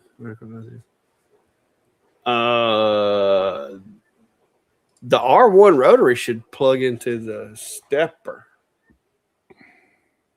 Maybe you got it plugged into the wrong stepper. It sounds like you got your X and your Y axis confused. Maybe you plugged it into the X instead of the Y. You're supposed to plug your rotary into the Y axis, not the X. Because the X is left and right. The Y is front and back on that Atom Stack. Also, just double check what you have in the rotary setup, because you can choose the axis. It defaults to Y. Yeah, but you have to physically unplug the stepper on those to use the rotary, right? Yeah, it plugs into the wire at least at the stepper. So if they accidentally unplugged the wrong stepper and plugged it in there, that would make sense as to why the gantry is going back. Because the gantry should not go front to back. It should go left. The head should move on the gantry. If you unplug the correct one, the gantry should not go front to back. If you unplugged it and plugged it into the rotary. Because that's the only thing I can think of is it's just plugged in. Because ask me how I know. I have actually plugged a rotary into the wrong axis. And yeah. That's the only thing I can come up with is you wrong stepper. Go to the other one. Because I'm pretty sure. Let me look at my Pro. Yeah, I mean the other thing is just double check in the rotary setup that it is set up to the Y axis and not one of the others. Yeah. No, it plugs into the stepper. So if you choose the wrong one, if you bump the wrong one in the rotary setup, then it could send the wrong signal to the wrong stepper. But if you disconnect the right one, it shouldn't be able to move the gantry then. Yeah, that's the reason I'm thinking it's not software, because if the gantry's going front to back when the rotary's supposed to be turning, you got it plugged into the wrong spot. It's the other stepper. Yeah. Yeah. So now, some of the machines that have was it the Creality and some of the other ones that have the other port that you plug into that other port, then yeah, if you don't flip that switch correctly, then yeah, it bad things. But I think with the Atom Stack, it's physically you have to unplug the stepper and plug it in, so it shouldn't be moving. But so you're gonna double check tomorrow. Oh, look, glue question for you, Steve. That glue for fabric would take 3 weeks to get here. Got same company's 3-in-1 version. Still apply to both sides, and how long to wait before joining? Did I miss it? That was from an email. And so generally, if you're using what's considered like a contact cement, the idea is you want to apply it maybe to both sides, push them together just to make sure that the glue is kind of seated on both sides, and pull them apart. And then the air is going to like partially cure that glue, and then it's going to get tacky. You can sometimes see the change on the surface as it goes from kind of clear to almost like a haziness. And then you'll know it's good. Otherwise, I would just, maybe test it with some couple scrap pieces of wood or whatnot, and just see at what point. Once it grabs, it generally is going to hold pretty well. It'll have just a little bit of give, but you're going to want to be making sure that you kind of get it together. But yeah, as long as the contact cement isn't like corrosive or going to degrade either of the, the fabric or the material you're putting on, you don't necessarily need a specific fabric one to use with that. Also, I would just make sure it's not going to be something that skin contact. If it's going to be worn and that could contact skin, that would be another issue to look at for the glue. But I would say, in my experience with a lot of them, I give it about 30 seconds to a minute, and a lot of them are kind of good to go. Some of them do take a little bit longer, but generally they'll say something about that on the package. But it doesn't take too long for that to start kind of just getting tacky. Cool. You always count on Steve to have the answer when it comes to glues. What's up, Rich? Louisiana hobby guy. How's it going, sir?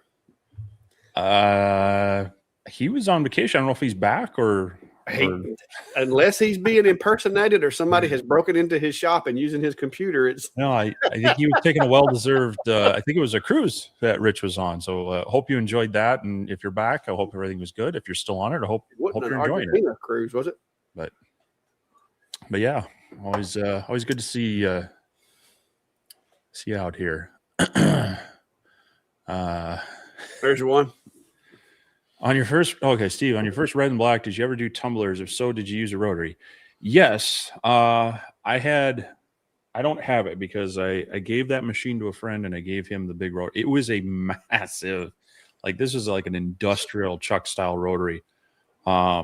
Looked like something you would actually have on like a metal lathe. So that it kind of a similar what we're doing here. You had to orient it right. It had a aviation plug. You would have to connect that. I think I actually had to set up a different profile with the laser because you had to change things on the controller for like disabling the homing and other things like that. But yeah, it was like a real beefy, like bigger than that kind of. Wow. Yeah, I don't know if I may have some photos or video of it somewhere. But yeah, and that worked pretty well. But but I also had the drop bed in that, and it was pretty easy to get set up. It's just, swapping it out and changing a couple parameters on the controller back then. Yeah, that one there weighs about 10, 15 pounds. It's heavy. Let's see if I can find. I gotta imagine. Of course, I'd have to go back a ways, but I probably have a picture or a video in action from 10 years ago. Roger says looking for a different 3D slicer from a longer LK5 Pro. It is not Wi-Fi compatible. Using matter control. Any suggestions? Ooh, that's not going to be something that's in my wheelhouse, really, because I'm Creality to bamboo, and that's as far as I've went in the 3D printing world. So I wouldn't know what to tell you on that one. I'm not qualified to speak on that topic.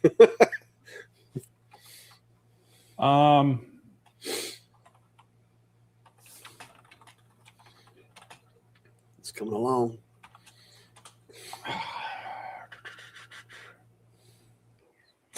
I think you could set up Cura with that.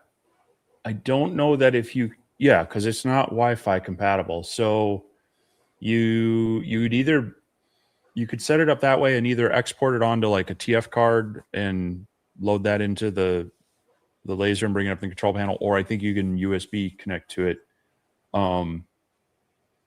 You may have to do some tweaking to get the profile set up right, but I'm pretty sure that would be kind of my route to go with that one. So maybe do a little looking to see if the LK5 Pro if people have a like a Cura profile for it, and then you'd be able to hook that up. Here we go. Let me. Whoops. There you go. Let's see here. Right there. It's a little dark photo, but Oh my gosh. yeah, that was That looks the like something from an auto body shop or something. yeah that was the rotary, Czech style rotary I had for that, and then of course I had the brush on of Cermark, yeah. and was engraving some cups on there. So, and then there it is also doing another one with the powder coated one. So this might actually, there we go.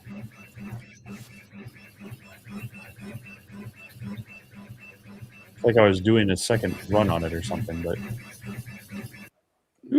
that's something else. But yeah, that's the one I used. It was It's got the pin on the pin stock down there too. Like it's got an actual steel yeah, pin sticking into the bottom of the tumbler. yeah. I had tailstock there. Golly. Woo.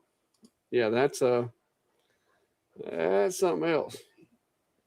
Roger saying Kira won't do USB. I have no idea. Yeah, so you might just need to export the files and then load them direct via a micro SD card or TF card or whatever they want to call it. So let me get back to my right window here. Now, Rich had some recommendations. Kira, Orca Slicer, Prusa Slicer, Idea Maker, and Simplify. Yeah. Like I said, I can't speak on that one. I have no experience on that one at all. He says you got to export the file, and that's how I used to do it with my my older Creality printers as well. Just had a couple of those little micro SD cards on hand and move files over there and use the little dial thing to load it up. So yeah, I can remember those days. Oh, well, Santa, thanks for dropping by and have a good rest. 5 a.m. comes early. Yeah. And Santa's been doing he's been doing some live streams as well. So definitely check out his channel for some of his content as well. He's been, I think, bringing a few people on. So, yep. Anyway. Oh. Well, as a reminder, we're going to be hitting up the Next Level Maker Conference here in August. Yes, sir. Yes, sir. Plan on being there. So that's in last week in August, I believe, that Thursday through Saturday. And we haven't been there before, but heard some decent things about it, and so going to check it out. And so if you're in the area or want to travel that way, we'll be hanging out and trying to find time to hang out with others and check out what all there is. And we are still trying to figure out if we can do some local meetups. So yeah, I'm trying to work it out to where I can head north to southern Canada up there. Hopefully this summer if it works out. Might not be a long visit, but it might be a visit in store. But yeah, the Next Level Maker events the 27th and 29th through 29th. So that's we're me and Steve both are going to be there. We're going to be staying at the resort where they're having the event at. But I know there's quite a few folks have reached out and said that they're going to be there at the event. I really don't have a whole lot of ambitions to attend many of the classes, so most of mine's going to be a hangout, networking type event. There's a few things that I may go to, but yeah, we'll be around. And we definitely want to at least have a get together one night where we can like go out. You know, maybe everybody that watches Sunday nights or whatever we can go hang out and get something to eat or whatever. But we'll probably be running into each other all that weekend or whatever because we'll like I said, we're probably not going to be in as many classes as other folks. Yeah, we'll have to see. But like you said, we'll have plenty of time to hang out in the vendor area or other areas around there. Yeah, Medic said he'll be there looking for us. I'll be the guy in orange. I will most likely not be in orange. I've actually got some like uniform shirts coming from a lady. She has lasers and she has other machines as well, but she needed a help with a job that she took on for a wedding. Whew. That required a UV laser, and she didn't have a UV laser. So I helped her out on that project, and in return, she has an embroidery machine. So I'm gonna have me some event, like some dress polo, Clack on one side, Clack Shack logo on the other, polo shirts. Hopefully, if all goes well. She messaged me the other day confirming the size and everything. So hopefully that's coming. Yeah, well, I have my collection of polos with Ventari's workshop, so, but they are a variety of colors. Yeah, well, mine will be orange. That way, people can't accuse me of wearing the same shirt every day. Hey, it's the best way, because man, I used to go back when I first started doing this. I would be editing a video, and because of the way that everything went down, each like section of the video, I would have a different shirt and different pair of pants. Like it just, and I was like, man, this is so crazy. So I bought my shirts. I started wearing the orange. I wore green ones to start with, but then I went to the orange shirts, and I got like 10 of them hanging in the closet, and I got a box of them in my event trailer. So if I mess one up or it gets too nasty, I just throw it in the garbage and get another one. Actually, I'll usually split them up and use them as stain rags.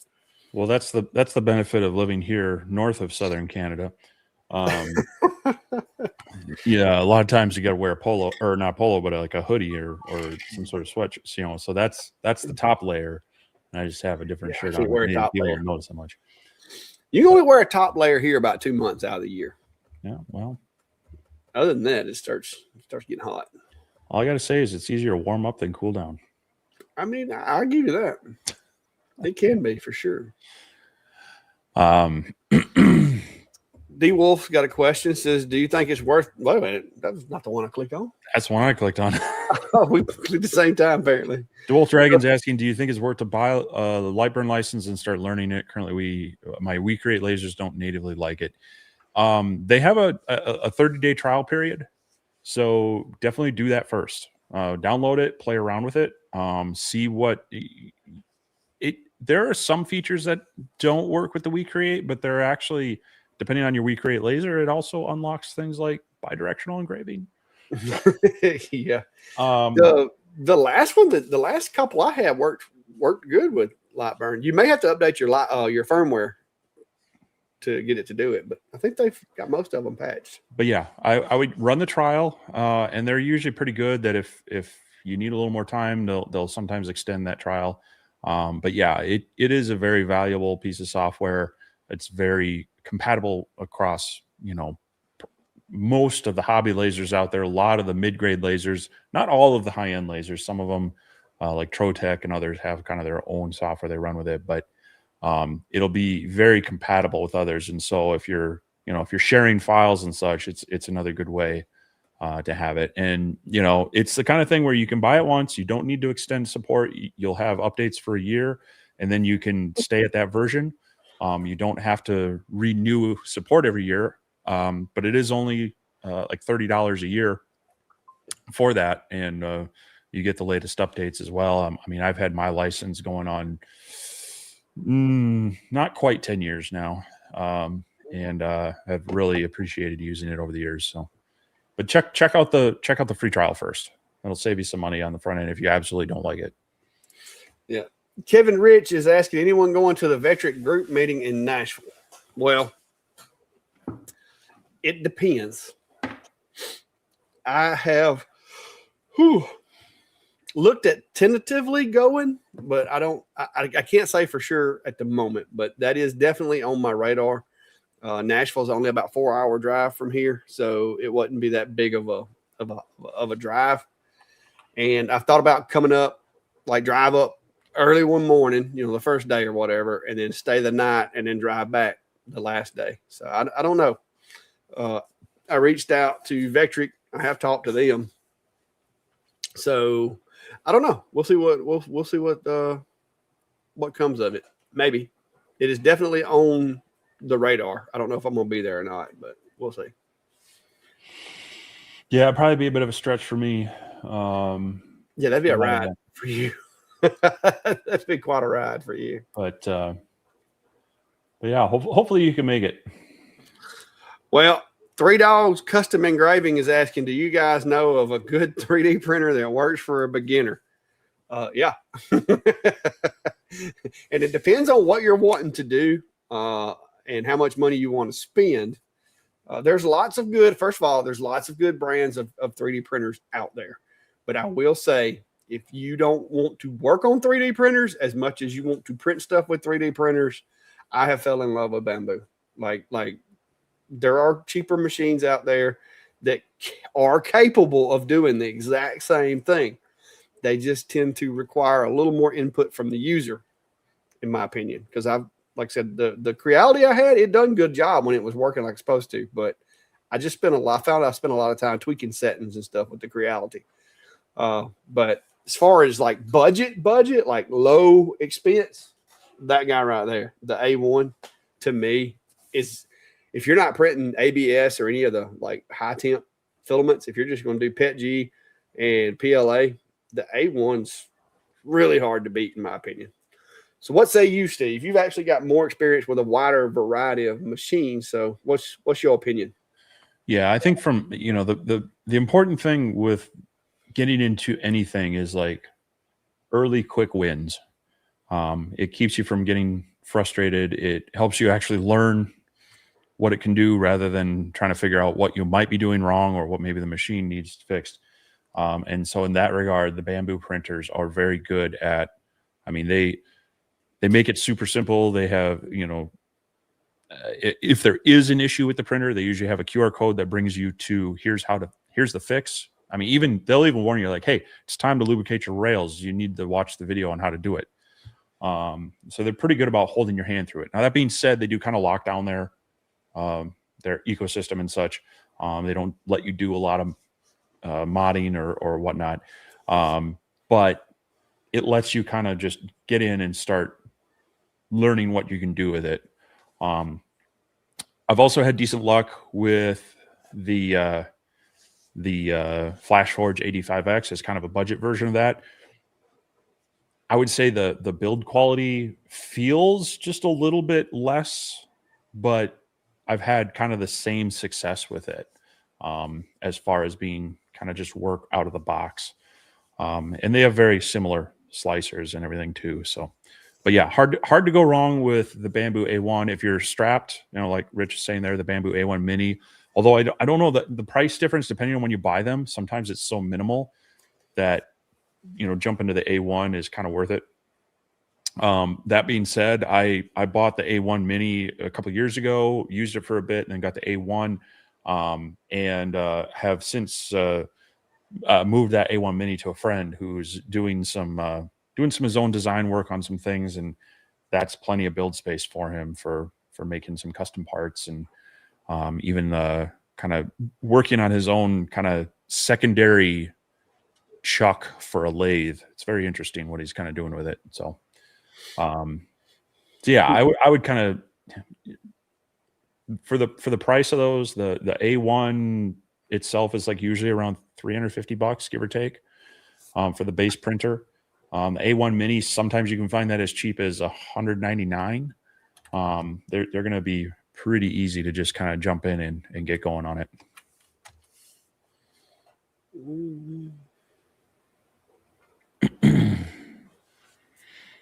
And of course, they run sales every so often, but yeah, like I guess Best Buy is probably your average prices right now. The minis showing $219. That's just standard mini without an AMS or anything. So it's not a lot of money if you wanted to just give it a try. Yeah. Yep.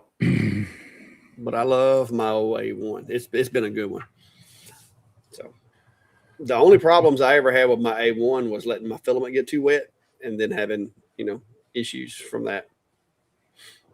So Mark Tucson is saying that may be true about easier to warm up than cool down, but I don't have to shovel sunshine and I don't have my water turning solid in my pipes.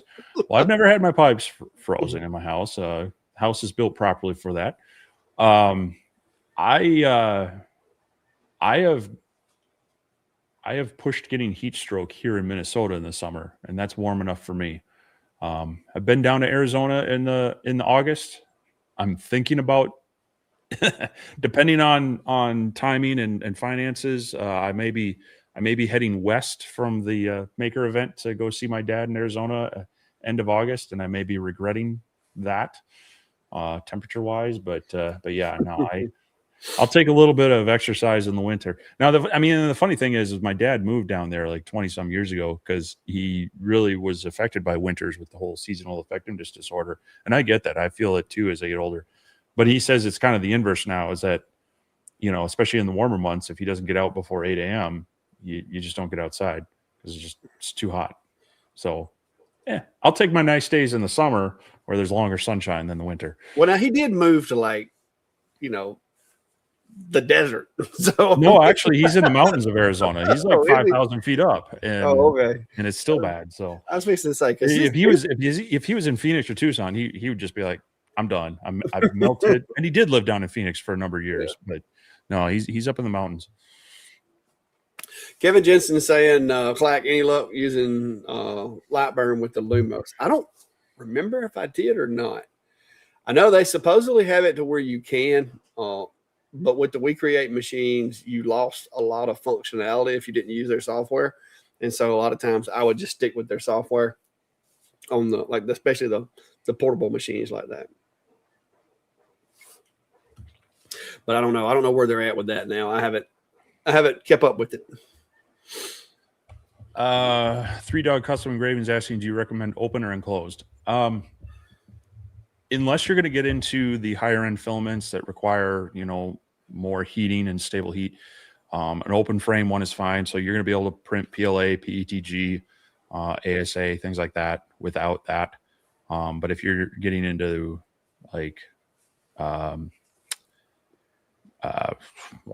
ABS and some of those higher temp filaments, then you're definitely going to want enclosed. The other thing would be there is some VOCs with all of them, and so if you're more sensitive to that and you want to contain that, you can look at more of a venting system on an enclosed printer.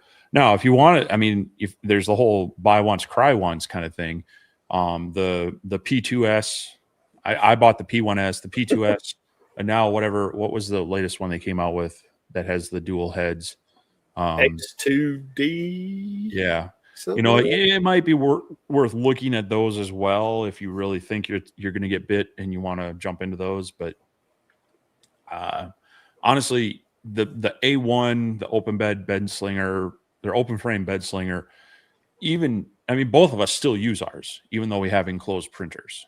So, for the value on that one, I would just say start there. And once you find you have a need for an enclosed printer, then look at moving.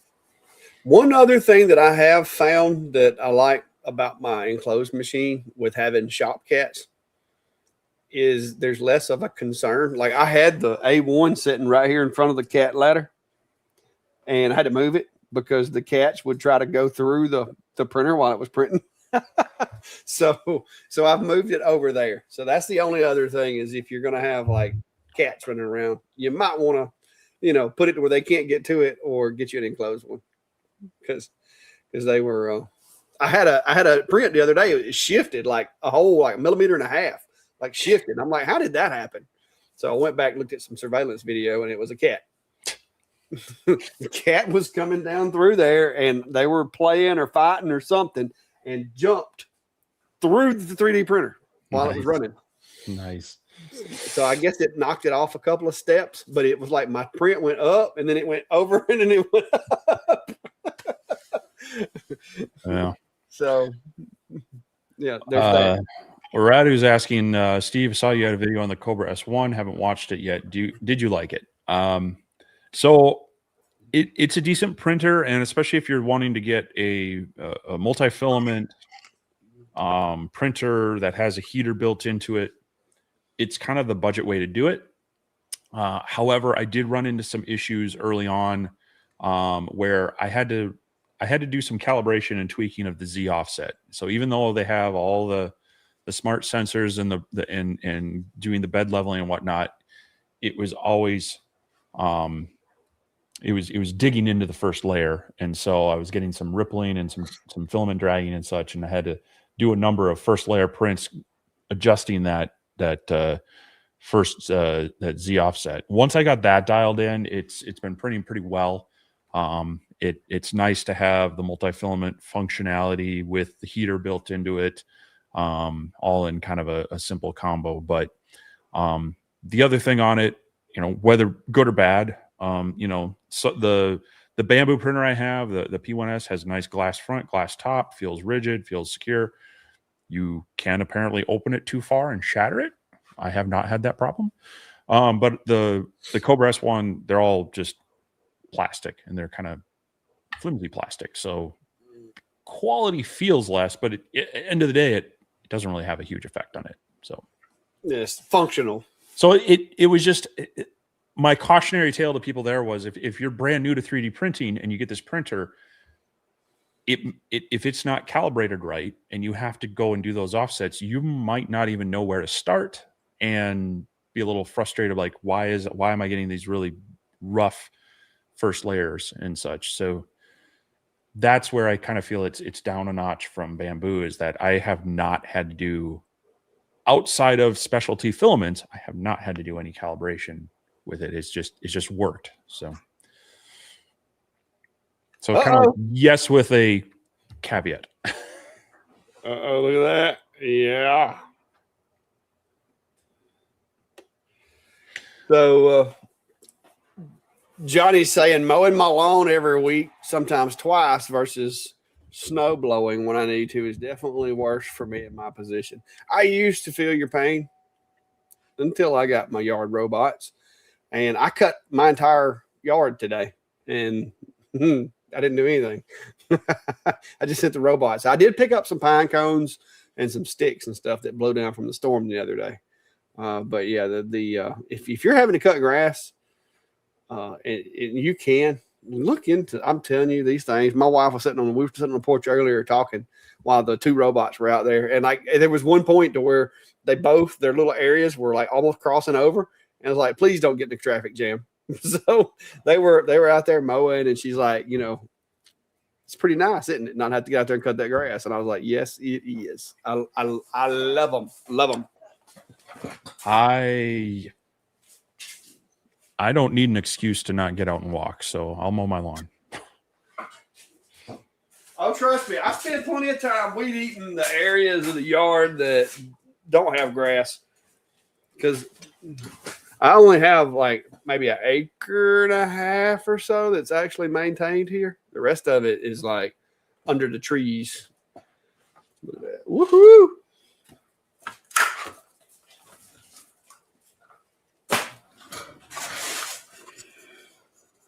There we go. Moment of truth. Let's see if it works.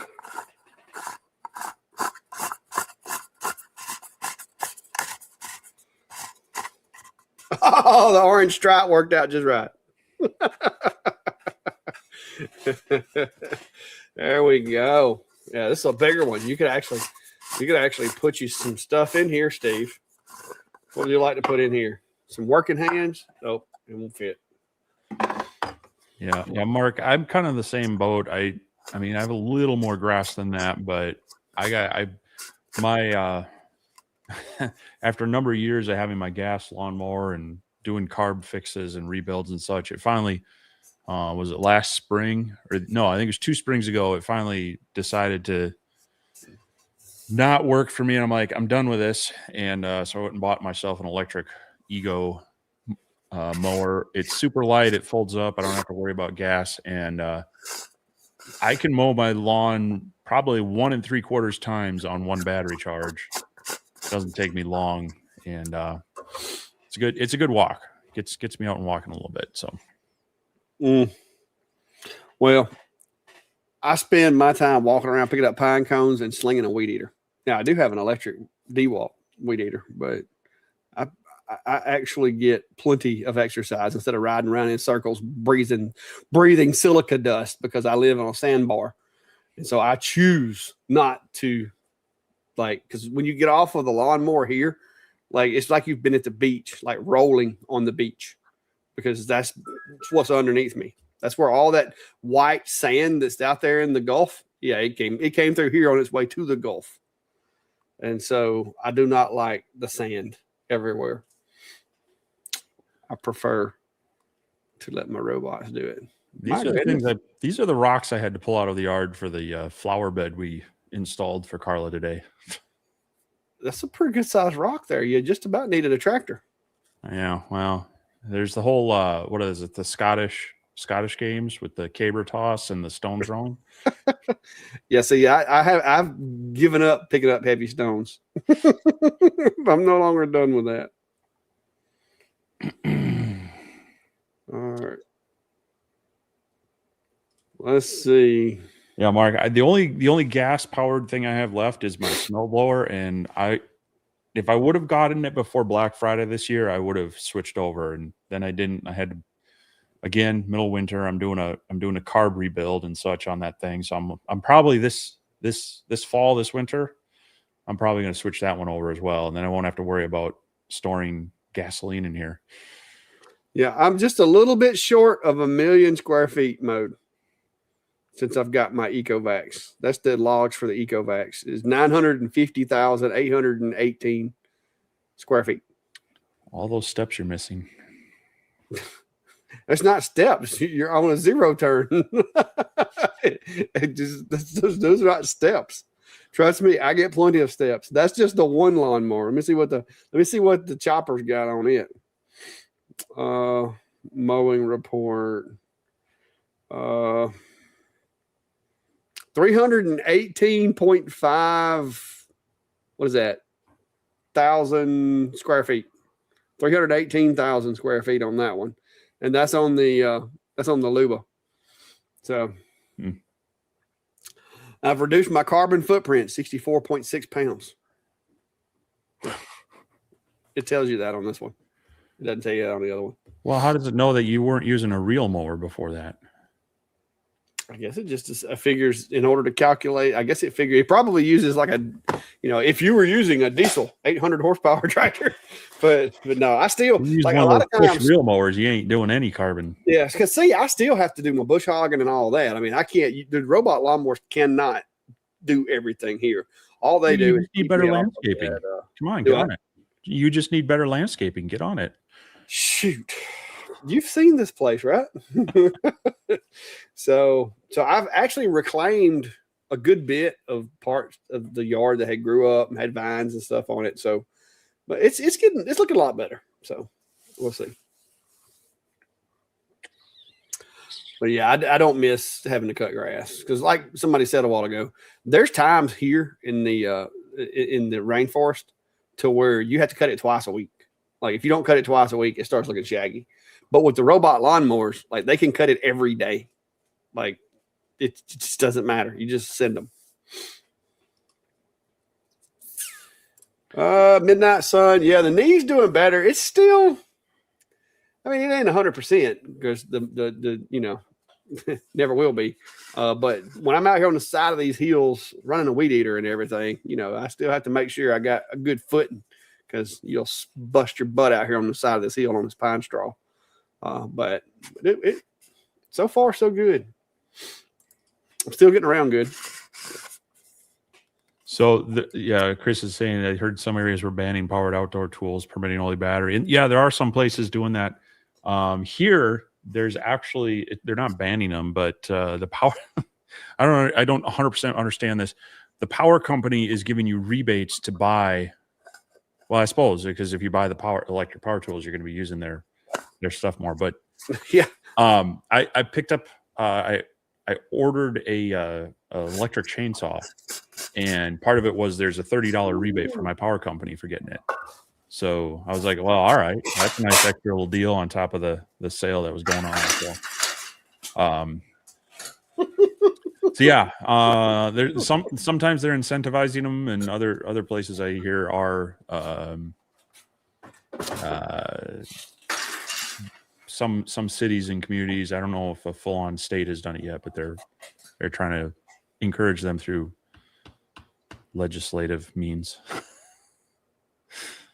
So, Jared Lyons asking, Steve, looks like OMTech only sells the Polar Light now. You still liking this machine? I'm possibly looking for a good budget CO2 to cut acrylic for UV and possibly have backup for tumblers. So for cutting the acrylic, yes. For tumblers, if you like a roller rotary, yes. I'm still need to figure out if they will work nicely for a chuck style rotary. So yeah, the IKEA Master, I see your next comment. It's finally on the workbench. Again, they have a rotary port on there, and there is a panel that slides out on the bottom, and so you could elevate it. As a matter of fact, they have like a sling bed option for this, and I think it's compatible with like the R1 and whatnot as far as rotaries. So for rotary, this may be a good option, but I haven't tested it yet. I don't know. I can't speak to that yet. So the OMTech, very, very nice machine.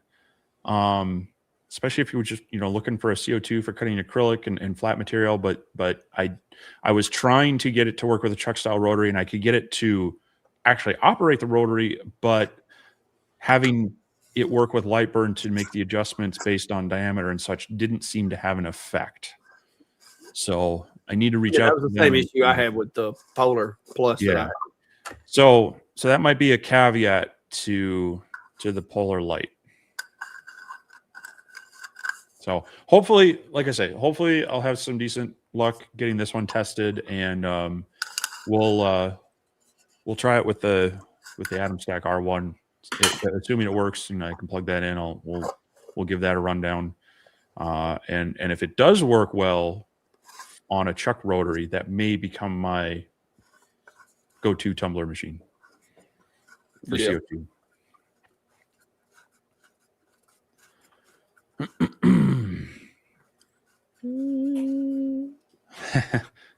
Yeah, Ryan, you have 2 boys. You shouldn't need to be out there doing any yard work.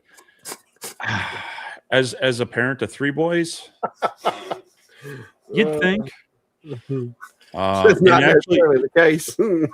And actually, sometimes it's Carl and I kind of like fighting over who's going to have the, pop the headphones in and have the half hour, 45 minutes of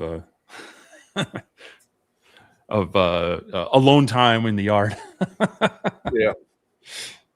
But, so Rich says the square feet is off. 318K squared feet is actual square feet. Okay. I don't know. It just said 950. So I'm a little bit less than a million on that number. I don't know. Like I said, I don't know how it calculates it. I just read it out of the app because I don't know. I know the things right around in the yard a lot. Well, Billy Powell is seriously thinking about the robot mowers, spending 3.5 hours a week on 60-inch zero turn. Well, check out the stuff. Clack's got 2 of them out there now. You haven't quite gotten the full review on the newest one, right? I'm gonna do another video. I did because they were kind of like pressing me, and I'm like, look, guys. I mean, I haven't had much grass. The grass is just now starting to really get filled in. So I'm gonna do another video on it. I went through my first set of blades, and I haven't went through a first set of blades. I had to rotate the blades because the blades on the Momotion machine have 4 cutting edges, and you have to like rotate them. So you take the blade and flip it, and then you flip it the other way. And so I just serviced them the other day. Both of them got a fresh set of blades on them for the, since it's been raining and everything. But the Momotion, I will say this, the EcoVax, I love the thing. Like, it's quiet. It's easy. It's steady. It wasn't necessarily made for a yard as big as mine and as steep, like the angles and stuff. And the Momotion, the new Momotion, it'll go anywhere, but now it'll dig a rut too. That's the only downfall. You have to strategically lay out your mapping and stuff that's something I'm having to learn with it, is how not to set it up to where when it turns around, it's going to tear out the grass. Because if you make it turn around going down or up a hill, it tends to dig in a little bit, especially like where I'm at with it being so sandy and the grass is not fully evolved yet, it just gets it gets a little hectic sometimes. But I'd have the problem of like to get the boulevard area of my house, I'd actually have to have it go over like 3 yards, get down on the sidewalk, and come back to just. You can lay out a path for them. I mean, I'm not sure my neighbors are going to enjoy. Yeah, my little robot. You just might want to get you a little like a waiver from your. They'd be like, "Well, that's fine as long as it mows the whole yard along its way," you know. Yeah, yeah. They're nice. They are very nice. I love them. Like I said, the Momotion, I'm using it for the furthest parts of the yard because it does have it not only does it have the visual and the LiDAR, but it has visual LiDAR and GPS using the fixed station. So it does a really, really good job in those far parts of the yard.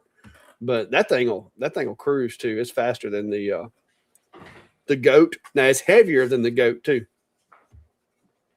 Because when I was toting them to the shop to change the blades, there was definitely a weight difference between the goat and the Luba. What I like about mine. Yeah. See, holds up. It stands nicely. Gets it out of the way, and it's got headlights. Mine's got headlights. You don't need them. The robot's mowing. I know, but it looks cool when people ride by at night. It's like a little car driving around in your front yard. Now the EcoVax does not have headlights. The goat, it doesn't mow. It doesn't do real good after dark. You kind of don't need to have it running around after dark. But the Momotion, that's something going to be out there at 2:00 in the morning cutting grass. Oh, yeah. So Ken's saying the only thing I found when switching to electric was that it doesn't pick up leaves as well in the fall. I think it's because the blade is lighter, doesn't spin as fast. And that could be, so I just mulch my leaves. I'll rake if they're too dense, but I'll raise the mower up and I'll just try to mulch them up. Because we actually don't have any trees in our backyard. And this winter, the neighbors cut down their big maple tree when we were having some other trees trimmed as well. So I should have even less immediate leaves. But yeah, you're right. It does. There are some caveats to it. If you get really thick, heavy grass and you got one of the lighter electric mowers, they can get bogged down a little bit faster and such. But overall, for my yard, if we keep up on it and such, it works pretty well. I've got the bagger hanging up behind the plow. I've never used the bagger actually. Yeah. See here you go, right here, Steve.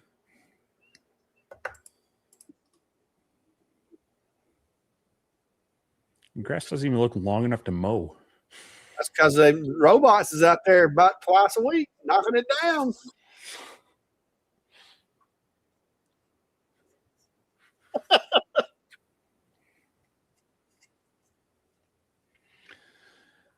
There was a real question here too, you know. There's one for you.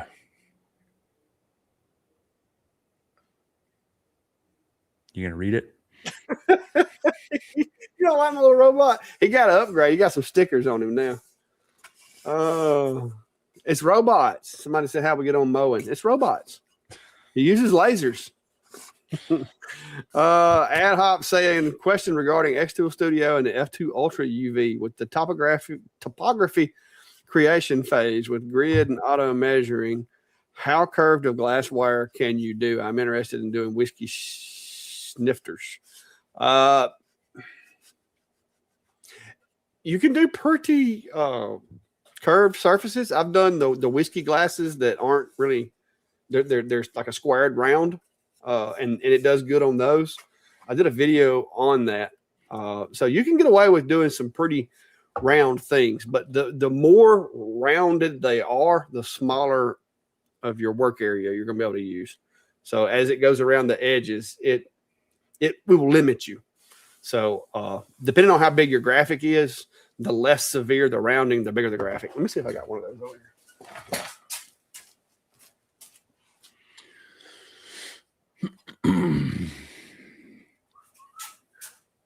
And I'm not sure what a whiskey snifter is, or I'm not sure what a whiskey snifter is, but I got these. It's like it's rounded, but it's square. It's like rounded, kinda, but square on the bottom. And I did a bunch of these for a wedding. And these are some of my test pieces here. So yeah, I did this with the X Tool UV, and I used a jig and did it with the curved surface mapping. But that was the only way to do these with a UV, because if you look at that, there's so many different angles at play. If you try just doing flat engraving with a UV, you're going to end up, and you can see, I think on this one down here at the bottom, some of this text did not engrave. That's because I was trying to do, when I first started doing it, I was trying to do it as a flat engrave, and it wasn't working. It had been much faster if I could have, because what I had to do was place the cup, engrave and map it, then engrave it, and then place the next one. I even found that there were inconsistencies in the shape from one cup to the next cup to the next cup. So I had to map each and every one to get the best result. And I made a little jig to go with it. So a whiskey snifter is usually wider at the base, and then it tapers up towards the top.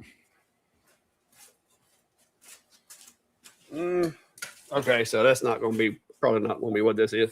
Yeah. But this is my little multi-layered little jig I made for this thing. And this allows them to sit in there like that. And it gets it mostly flat, but you still have this curvature, even with my little jig plate. But it worked well. Like I said, I put one in there, map it, burn it. Put one in there, map it, burn it. So you can see it got it mostly flat. But yeah, UV is the way to go. But like I said, if you don't have curved surface engraving, odd shaped stuff like this is going to be a pain. You'd be better off with a CO2. Yeah, Mark, I know what you mean. I looked at the DeWalt lawnmower as well.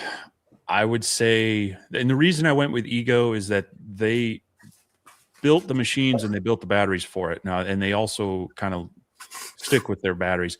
Whereas a lot of the tool companies are trying to go, hey, we have batteries, let's make some tools for it, but they're often lower voltage, so you have to generally either add more batteries or you're stuck at a lower voltage. So that's kind of where I ended up going with Ego. It was a new battery system for me, but it was kind of like, okay, this is going to be for the yard tools and equipment and such.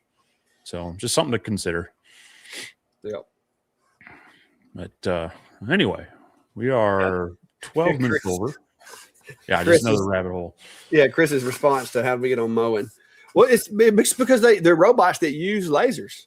Like LiDAR is a laser. It's a laser that spins around and then it calibrates and measures distances and all that cool stuff. Yeah, I don't think that's how we got on mowing, but okay. I love my robot lawnmowers. And if you haven't already, you can go check out the other channel over there, the Claycleys.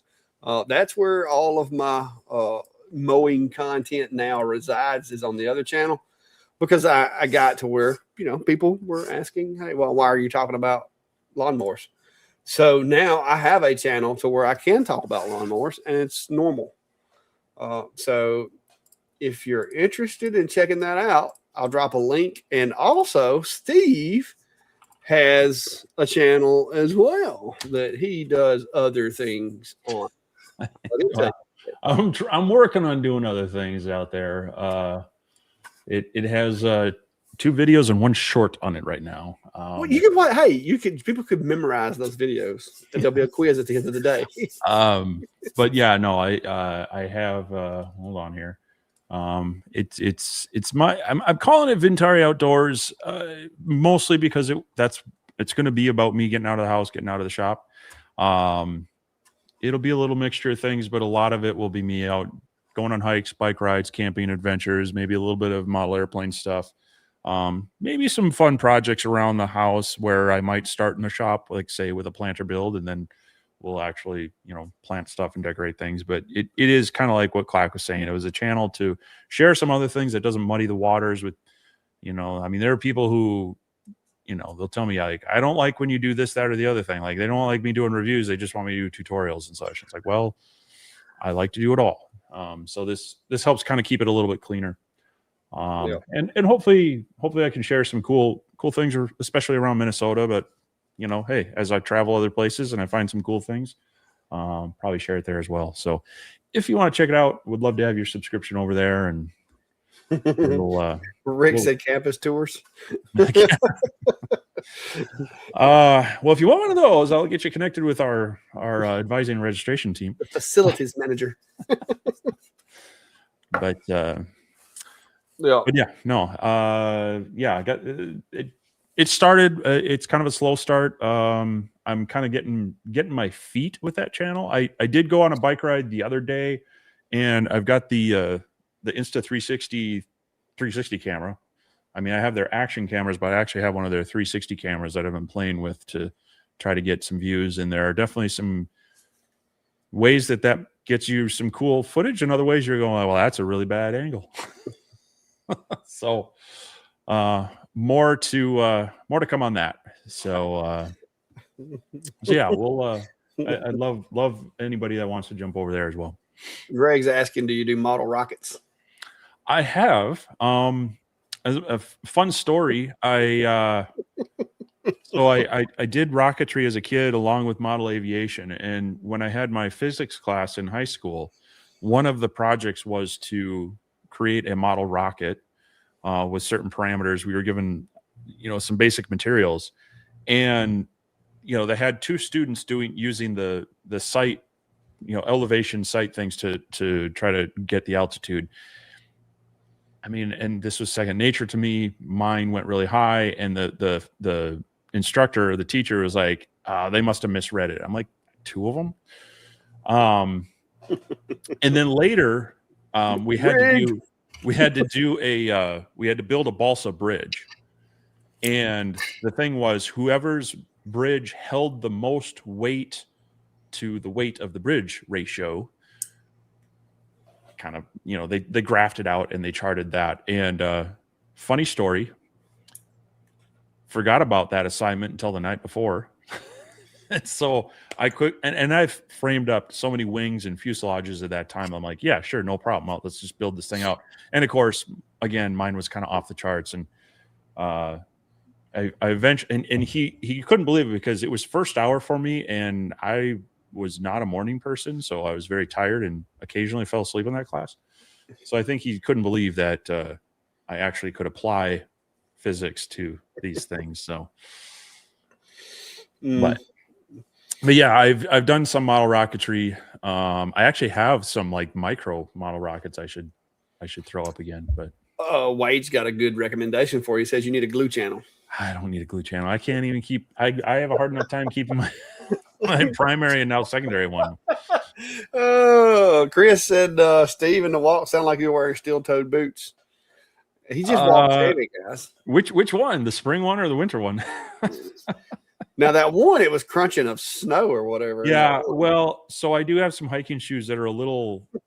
They've got a harder sole to them. So Greg said if you had a glue channel, it'd be a little tacky. It would be kind of tacky, wouldn't it? Yeah. Yep. Yeah. Well, mine's getting there. I've got all kinds of different stuff on there. Home technology, robots, just random building stuff, doing stuff, just cutting up, having a good time, talking about being retired, just the usual stuff. The use, I do occasionally use the robots to make projects for that side of the house.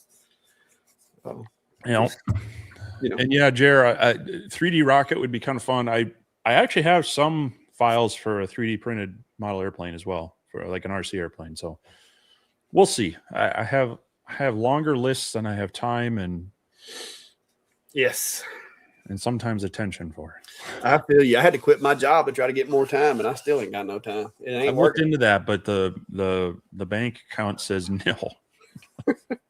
Well, luckily they still paying me not to come. That's when that's when they really want to get rid of you, is when they pay you not to come to work. Well, we'll see. Hopefully in about 10 years, I might be there. Yeah. Well, all right. Well, I think we've about done it. 2 hours and 19 minutes, guys. We've went a little bit over. For those of you that aren't aware, yes, I was able to print something that actually has threads and screws together. Very proud of myself right now. This is something that I can't believe I've actually been able to do it. So there we go. Other than I ran out of the green, which is what I was trying to do, and I had to print it in orange, and it looks like kind of like candy corn. It turned out really good. Well, I mean, candy corn is mostly orange anyway, so. Well, yeah, but it just has that green orange, thing. But so I don't know what I'm gonna. I don't know what I'm orange, gonna put yellow, in here. and white.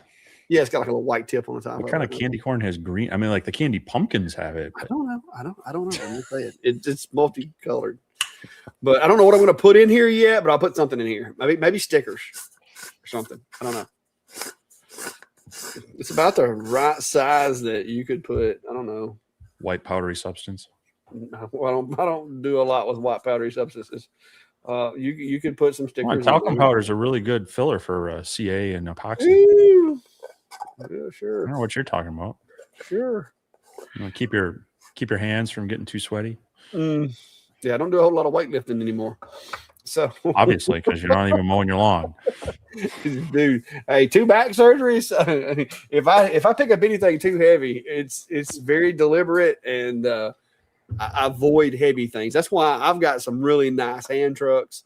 The little crank pallet fork looking things, like, because I don't want my 3rd back surgery. Yeah, I've got a couple stones you can move if you want. No, I got a tractor for that. I got a tractor that can pick up about 2,000 pounds. I'm not picking up nothing like that. Yeah, well, that's where the part of that was where I called in the 17-year-old and said, "Hey." Yeah. And I was also like, yeah, not with your back, because you're going to hurt my back watching you do it that way.